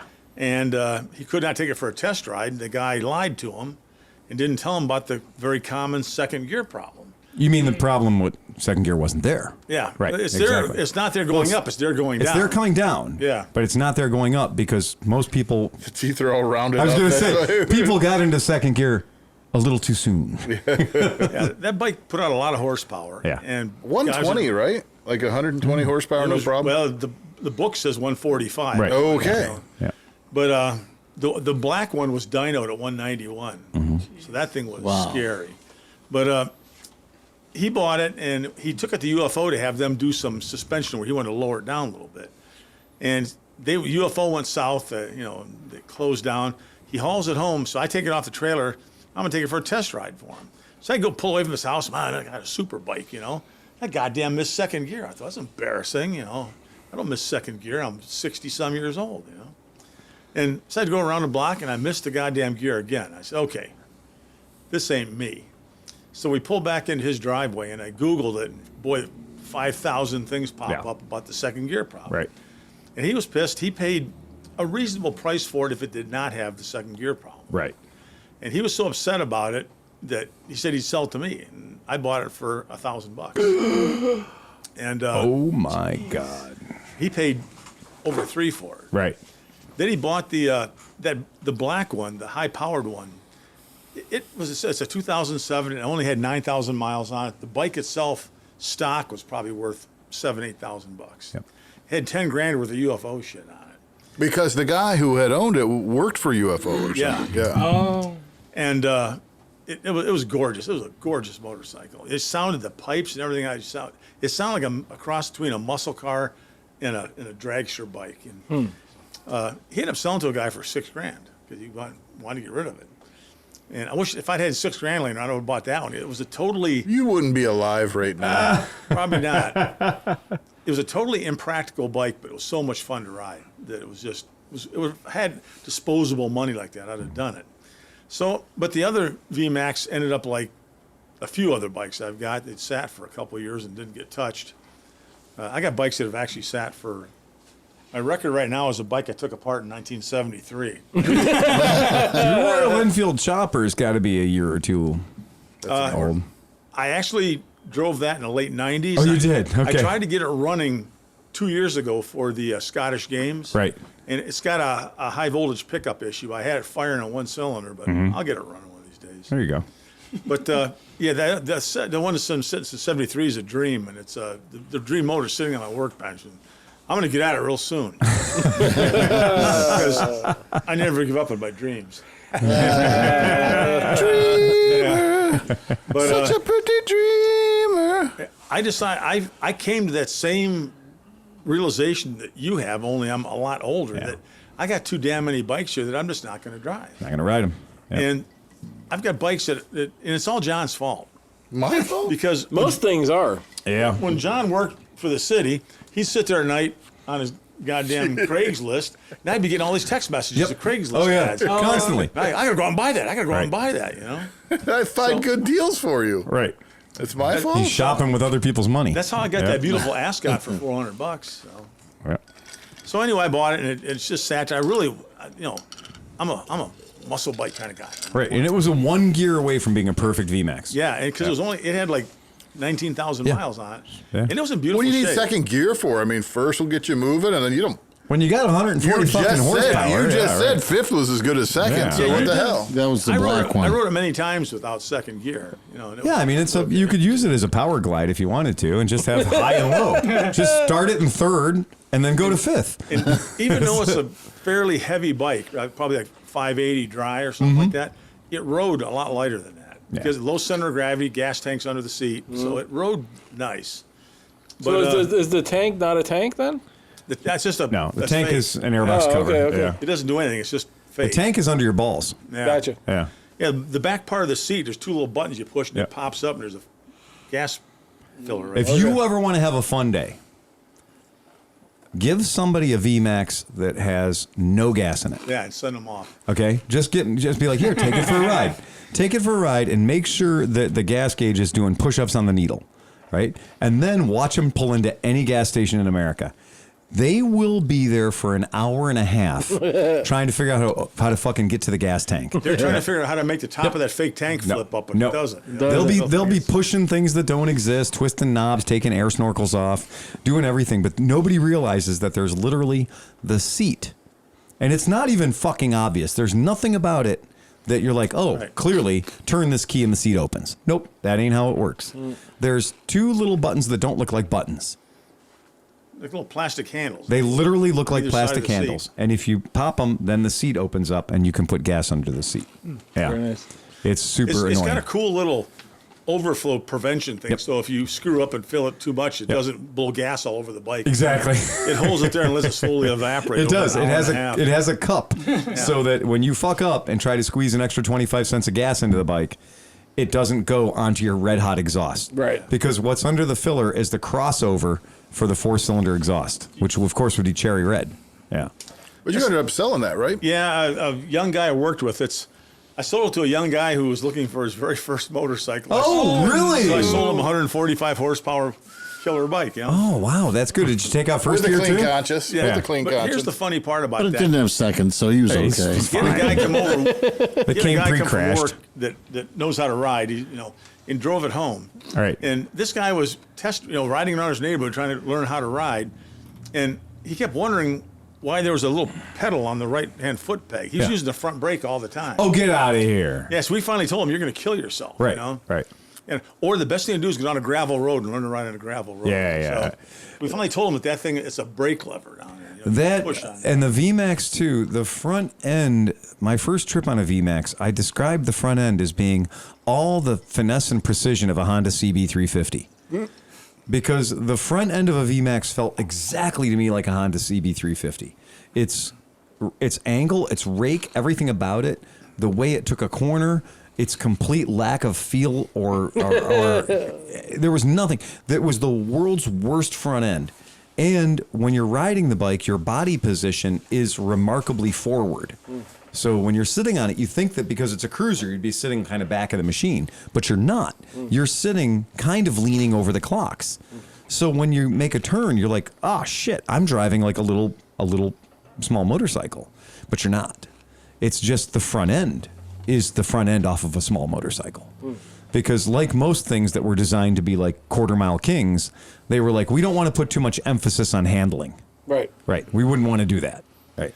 And it was the funny thing that, what the hell they call it system, the V-Boost? V-Boost, yeah. Yeah, Yep. where it had a couple vacuum-operated valves that open up and let any cylinder suck from any carburetor. Right. And that did make a dramatic Yes. effect when you hit about 5,500 RPMs. It would kick in. Yep. But that high-powered one I had, it had the Kian. Fuel injection, right? No, it was carbs. They had carbs, the yeah. Kian V7 carbs or something. Yep. They stuck up out the side or underneath that fake tank and had air horns on it. Yeah. right Instead of being those big chrome snorkels, there'd be 4 velocity stacks. Yeah, 4 velocity stacks. Yeah. So I'm riding home from the on 480 from the Distinguished Gentleman's Ride. And I'm pulling on 480. I really wanted to give it the gas. I rode that damn bike all around town. It was horrible for that. I get on 480. I'm giving it the gas. It's dogging like hell. I had my damn right leg up against it. Oh, you were covering that velocity stacks. Yeah. Well, I noticed I had my leg sucked up against. I pulled my leg back, and all of a sudden it went like a raped ape. It took off. The first couple of years, they actually had a V-Boost button. So the first couple of years they did the VMAX. Wasn't there like a shutter in there that opened or something? Yeah. And they were, the first couple of years the bike came out, it did legitimately give the pilot the ability to determine whether or not V-Boost was turned on. Now, later on, they changed that to be an RPM-based thing so that you had to be going 5,500 RPMs or so before the V-Boost would happen. But the first couple of years they were out, it was literally, I'm turning on my V-Boost, which meant you had this full feed of all chambers of the carburetors feeding the motor at all times. And so the trick back in the day was to get the switches from the earlier VMAXs. I think it was the 85 and 86 VMAX had the V-Boost buttons. And then you could get manual control of the V-Boost back. And then later on, guys like UFO and other companies did make V-Boost controllers so that you could program in or operate your V-Boost when you wanted to. So did it give you more torque at the low end then with those things closed? So the V-Boost system, the idea was that when the butterflies were closed, it would make the bike idle better, and it would go through the gears better at lower RPMs. But when you would ride it, like Bruce is saying, with the V-Boost, and it's the way it was designed to be, you'd ride the bike and it would go, and it would just give you this kind of turbo effect. And when the V-Boost was hit, the button was open, and V-Boost was turned on, then it would just be like any big giant. If you're a guy who had a Holly double pumper carb on your car, you know that the way to work that carburetor was you'd go at it half pedal, and you go at it half pedal until you got halfway through your gear, and then you'd go full pedal. You just didn't go full pedal or just flood the fucking thing out, and it would hesitate and bog. And that's the way V-Boost was. If you just you can't handle the CFMs right, yeah, at low, it would flood itself RPM. out. Yeah. You can't handle the CFM. Dude, you can't handle the CFM. You basically have a variable volume. Right. intake. Yeah, that's exactly right. Your volume of your intake is low at lower RPMs, but then opens up and handle when at higher RPMs when your bike can actually handle those CFMs. So it adds inertia to the intake at low. Now, when you pull up to a young lass's establishment on your VMAX, did the V boost kick in when she saw the bike? She said The V boost. That's what I'm saying. The extra V boost. My Kia has the same thing. It has vanes that when you're just driving around normally, they close off half of the intake. And then, at higher RPMs or when you get on it, it goes. It's just a manufacturing defect. It's a cool bike. That's one of those Korean vehicles, which you'll soon experience. There's only one thing that I can say about a Jeep. Imagine if it was made in Korea. Yeah, exactly. Well, that's foreshadowing. We don't want to get into that. But also, Bruce, you got rid of everything at Mid-Ohio. Well, no, I took 4 bikes down to ride, and I came back with 2, which was good. Oh, man. Wow. You got rid of the Super Bronc, though, didn't you? I sold the Super Bronc. Did you really? Yeah. Holy shit. That was because that was one of the bikes. If I sat and thought about, okay, that thing's cool to have. Right. The only time I would ride it was at Mid-Ohio or at the Scoot and Shoot. I said, okay. And this guy fell in love with it. He's got one of those 3-wheel held machines, and he saw me over at the Cincinnati Cafe Racer tent. Mm-hmm. I saw it sitting there. And he talked to me about buying it, and he was camped just a couple doors down from us. He came over one night, and we negotiated some, and he finally made an offer. And I said, "Take it with you. I don't have to load it up that way." So it was, and I doubled my money on it. So that was fantastic! That was good.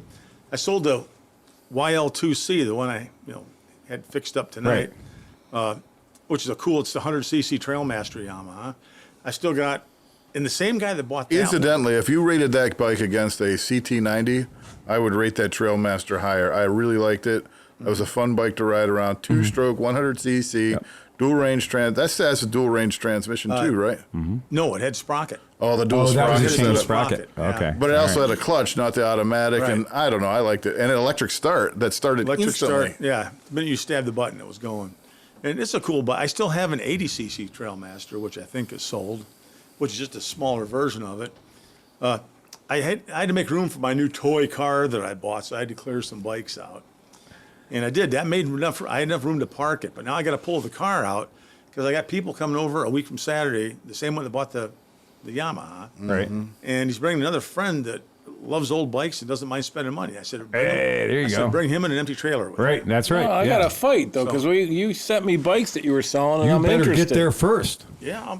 If there's anything that you think you have an interest in, I would hold it for you. All right. Well, I might. Until somebody bids more. Yep. Yeah, I've got what could be an absolutely gorgeous 1970 CL350. Oh. Now we're talking. Nice. In the sapphire blue color. Too. Yeah, right. Okay. It's best color. And with a title. And I'm going to sell that. Always wanted a 350, but I've always wanted every goddamn bike, So. Right, yeah. But I'm the same thing. I want to get knocked down to bikes that all run. Yeah, that's a really good place to be. And Bruce is also looking at getting a modern bike too. You're dead set on getting an NT 750 or I was going to get 750. I was going to buy a mid '80s Nighthawk, to ride cross country. Nah. Right. Then I talked to John, and John convinced me that a modern bike would be better. I want to ride coast to coast. Right. And I have not bought a new street legal motorcycle since 1969. You will not regret fuel injection. Yeah. And it's the NC 750X is what because it's more touring than it is sport. It is. Oh, yeah. It's good mileage. It's low Steve, center of Bruce gravity. is another guy who values gas mileage above horsepower. For that kind of trip, yes. So. My Africa Twin gets the same as my NC700X. Which is Are you serious? shocking. I got 70. You get 70 miles per gallon on that? 65. Really? Holy shit. Yeah. The NC 750 is like the poor cousin of the Africa Twin. It is, yeah. Right. It's a similar bike, but Well, the Doesn't Versys sound is as the poor good. man's Africa Twin. It is absolutely true. Yeah. What is? The Versys. Yeah. The Versys is definitely the poor man's Africa Twin. I like the Versys better than my FJ09, to be honest with you. It's smoother. I find that hard Check to out believe, the seat when you I'll if you have to buy ride the yours. 750. Yeah. The seat, I don't know. I hope they corrected the seat because it was very uncomfortable. No, it slides your dick right into the gas. It does. For Right into the 2021, front. they made major changes. Yeah. They even actually redesigned the frame on it. Really? Yeah, the seats lower, the center of gravity's lower. And I looked at some prices comparing 2016 NCs to 2021 NCs, and the way the market is all fucked up right now, you're actually further ahead to buy a brand new one. It's like buying a brand new one is going to save, or buying a 5-year-old version of the same bike is only going to be a $2,000 difference. My only turnoff was like the 41 millimeter forks in front. It seems like it's small and they flex when you go around a turn. I mean, they flex a little bit, but it's nothing. I mean, I like that bike. It was a great bike. I miss mine, to be honest more with for you. touring than I am for twisting around. Yeah. You know. Yep. My first trip's going to be Route 20, coast to coast. I mean, it's cool Downtown because Boston to Oregon. It's the best diesel that'd be motorcycle great. you can buy. that's what I was about to say. Like on the highway, you're only going to be at 4,000 RPMs or 3,800 RPMs at If we were at 70. 4,000, even it'll be Yeah, be 3,200, Like yeah. rolling it'll be along. 1,800. And you know what's funny is you know most truck stops now have DEF, so you're in good shape. You don't need to worry about it. Bruce You'll be fine. cruises at 70. You don't go 80, 90. He's pretty solid. He rode the FT500 all the way out to Wyoming. Wyoming, yeah, it's exactly right. Yeah, if you loved an FT500 going to Wyoming, you will love an NC750. Yeah, because your hands won't be numb after 2 minutes. Well, actually, I re-geared and rejetted the FT and it made it much more streetable. So, Yep. which, by the way, the FT500 will probably be on the auction block. Oh, also. there you go. So Yep. if someone made me an offer on that, I'll sell that too. That's a very respectable motorcycle. That's the reason right there. Everybody loves an NC. The frunk. The frunk, yeah, The frunk, man. The It's frunk, awesome. The frunk is one of those things that a proper fucking frunk on a motorcycle is just genius. It's hard to describe how much I like a motorcycle that has a frunk. I'll save you a lot of time. Yeah. Look into the V-Stream windshields. Because the NC700s have buffeting pretty bad, especially at highway They speeds. changed it on the 2021 also. They did? redesigned that whole front end on it, and the collar Okay. and everything. Because I went through 5 different windscreens, and the V-Stream cured everything. That's what I Look at how That's different. what Look at I how put on. different the fucking 2021 looks. Yeah. Holy shit! That thing is totally different. Oh, yeah. Holy shit. That doesn't look anything at all. They made major changes Yeah, to they it did. for this. Yeah, they did. That is crazy. That is a totally different looking bike. Yep, and it's got the little, the extra little racks on the front there, so you can mount your GPS and your cell not stock. phone. That's not stock. Nah, They're going to charge you for they're that. going to charge you for that. You You think? put your feet up there. Yeah. Oh, yeah. That makes sure. At Bruce's age, you could hang a ball on each. Yeah, not on each one. That's nice. Yeah. Hey, you got that's to keep them perfect. cool somehow. Perfect. You're right. Yeah, it does come with that nice Interceptor paint scheme, though. Yeah. Yeah, that's pretty. It's much squattier. It's kind of cool looking. I man. kind of think that the the Squatouche. 2021 NC750X has got a kind of a nice look to it. Speaking of squatouche, Yeah, speaking of squatouche. we've joke. seen squatouche of jokes on this fucking Oh, that's right. We podcast. have. We did fucking jokeless. We got a Smith here today. Oh. Dun, dun, dun, dun, dun, dun, dun. He's struggling. That bought reading shit. glasses and didn't even take the fucking wanna sticker hear a off. joke? But that's all right. That's why he knows her I don't mom's want to hear voice. squatouche. Right. So, attending a union convention in Las Vegas, a union lighting man decides he wants to visit a bordello. He goes to the first place. The ladies are lovely, and he asks the madam, "Is this a union establishment?" No, it isn't. Well, asks the union man, "What percentage of the take goes to the girl?" "We split the money. 20% goes to the girl, 80% to the house." Feeling that wasn't a fair split, he left and went to another establishment. And again, asked the same question and received a similar response, although not a union house. The split at this one was 30% to the girl and 70% to the house. He continued his trek for some time until he finally came upon a union house. "That's wonderful," he says to the madam.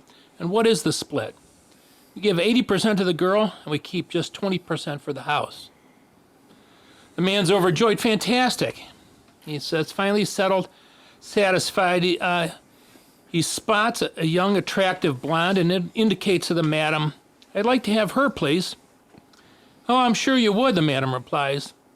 But she redirects him to an aging, overweight woman in the corner and says, "But I'm sorry, Ethel here has seniority."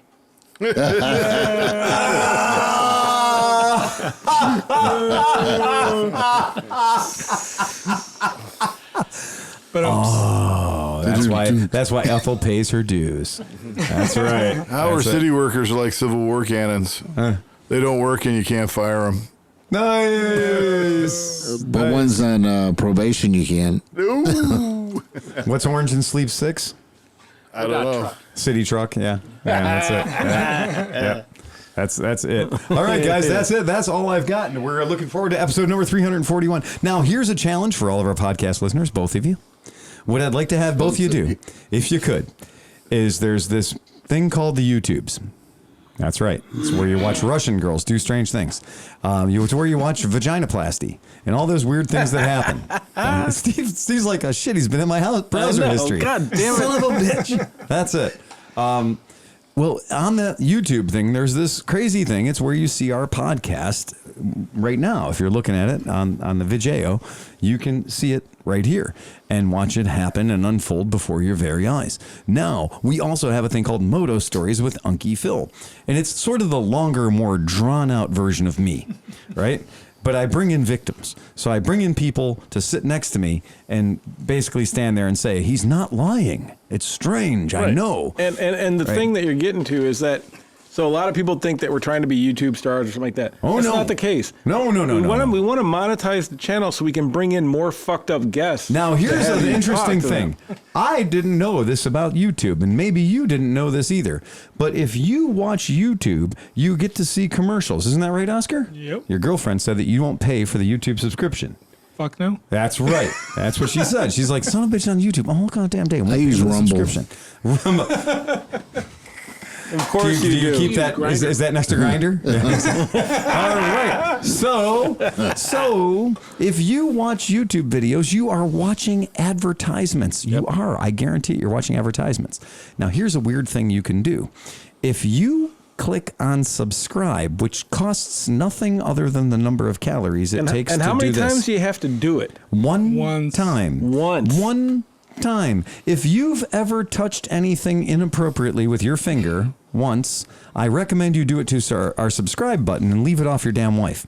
Okay, now here's the trick. If you do that and we get 1,000 subscribers, here's what happens. The commercials are still going to be there. None of the commercials are going to go away. There also won't be any more of the commercials. But the difference is, instead of some corporate fat cat getting the money from that commercial, we will get one sliver of 1 penny. Yeah. From every time that commercial. 0.0007 that you're going to skip anyway. An iota. Right, exactly. And I ought to do something special about this. But here's the trick. You know a commercial is going to come up. You know you're going to press skip. All right. So next time, press subscribe. Subscribe to our fucking channel. Subscribe to Moto Stories with Unkie Phil. Because then we will get the sliver, the money that's in the value of the shadow of a penny. The next 16 people that subscribe will get the satisfaction of having subscribed. Yeah, I got an idea. 16 people. The next 16 people that fucking subscribe will know that you were the ones that made a fucking difference. And then in about 6 months, if we keep it going and we have a little bit of fundage, Phil's going to call up some of the people that he's kept in his back pocket. We have a number of people that we may have to spend a nickel to go interview. Across the states. There are a few people that, to make it truly a special experience, we want to either go where they are or have them come to where we are. Right. So that means we might have to buy an airplane ticket. They're going to sleep in my fucking basement, though. Don't get the fucking idea for a second they're going to be sleeping in a nice place. No, we're going to put them down in the dungeon with the shackles and the ball gags. They can stay in J-Town if they want. Yeah, there you go. I think that might be a condition. You have to. I guarantee there's more plywood. There's more wood paneling in J-Town than there is in my basement. But we might have to force shipping container's free. Reasonable. Very reasonable. So please subscribe. I will let you out once a day to pee. Yeah. So me and Steve were talking about this before, and he brought it up. Or no, it was Steve. I don't remember, one of us. We were talking about Mid-Ohio and John because we're talking about all these accommodations and stuff, right? And so there were these girls, these attractive girls that kept coming to the porta potties by where J-Town was situated down in Mid-Ohio. Again, we got there early. We got our spots. We got a hot spot right by the porta potties. But John was like at 11:30 in the morning. hey, girls, would you like a cocktail?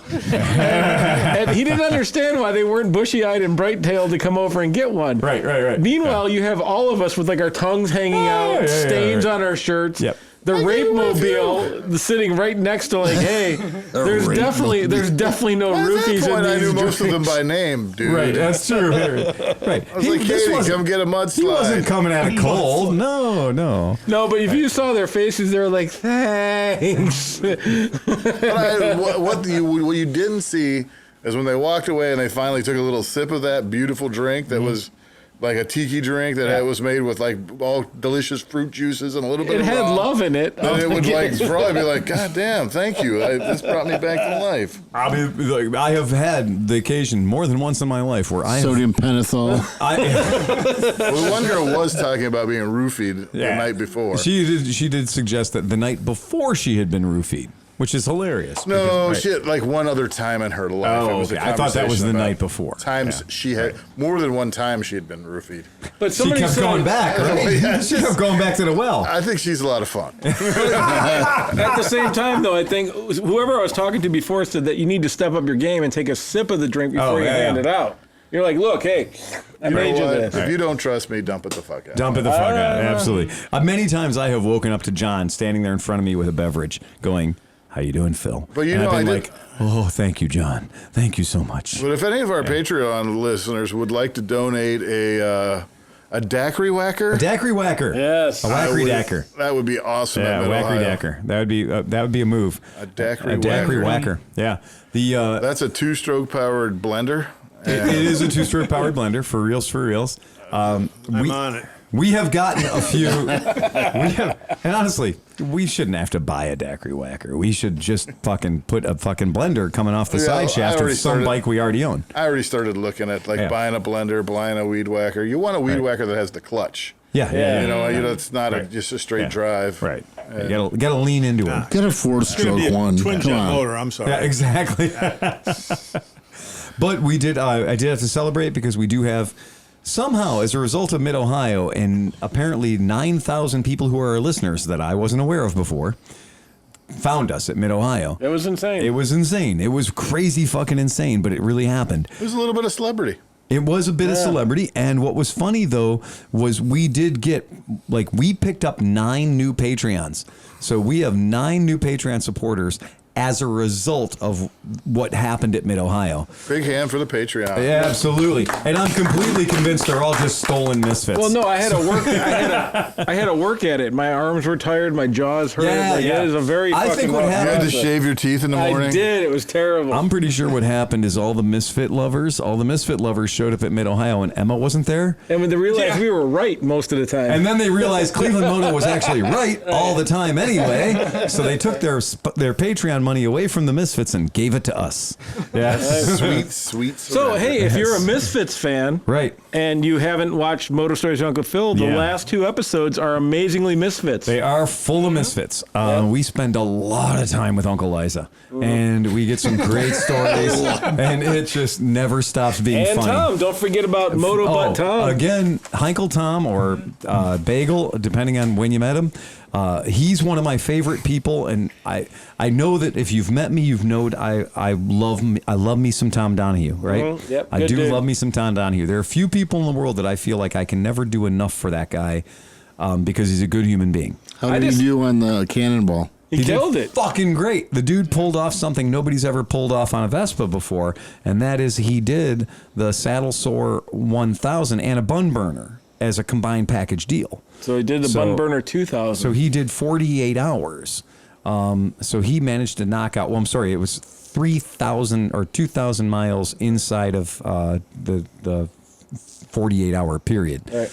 And then rode home, too, because he didn't get to celebrate by being like jumping an airplane. No, he fucking rode home. So that's just so cool. And the cool part about him, though, like you talk to some of these other guys that are like Saddle Sore guys or Bun Burner guys, and they're kind of arrogant and they're in your face about how they're riding and stuff. Tom's just like, oh yeah, I did it. Why'd you do it? I wanted to. He just loves riding. Yeah, Like I said, he's ridden in 49 of the 50 states. And he got that 49th one the hard way. He rode the Alcan on a Vespa.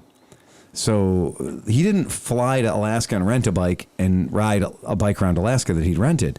The dude rode a Vespa to Alaska. And that's everything. Well, and you want to hear about all this, go watch the thing. Watch our Moto It's Stories. great. It's really because good. having Bagel, getting to sit down with Bagel and being able to have a half an hour with him, of course, in the serene confines of AMA Vintage Days, where the audio is just perfect, where there's no distractions going on in the shot.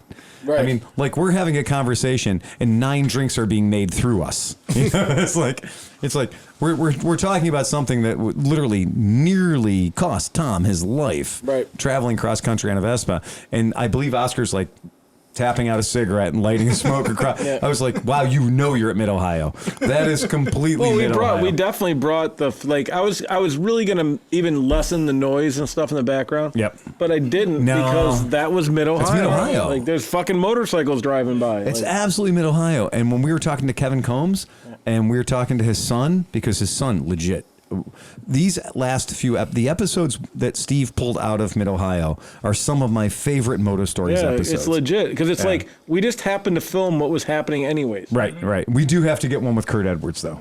I think that we need to have a. Well, he was right there. I can't believe we just didn't get him talking. We got to grab a Kurt Edwards. We got to do a Jackie Van Ham. Yeah. There are a few people that we have to. Did you see her at all during the whole? No, I did not. I think she was on the corporate end of everything. She was on the cool people side of Mid Ohio, and we were on the fuck you were drinking side of Mid Ohio. Yeah, we were straight up on the reprobate island of Mid Ohio.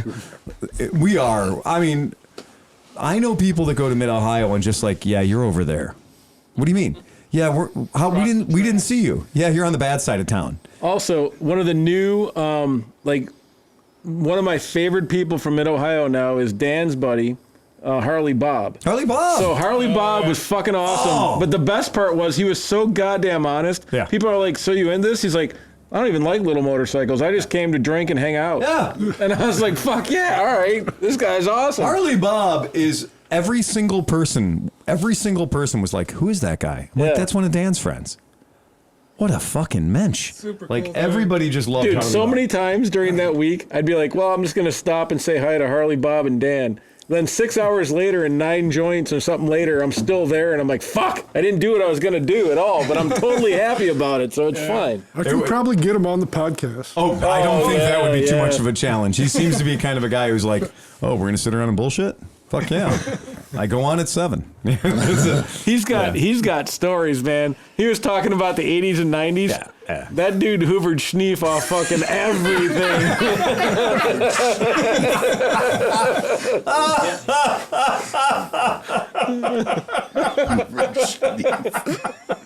Oh, shit. Oh, man. On that, ride fast and take chances. Bum, bum, bum, bum, bum, bum, bum, bum, bum, bum. Snort the red button. Snort the red button.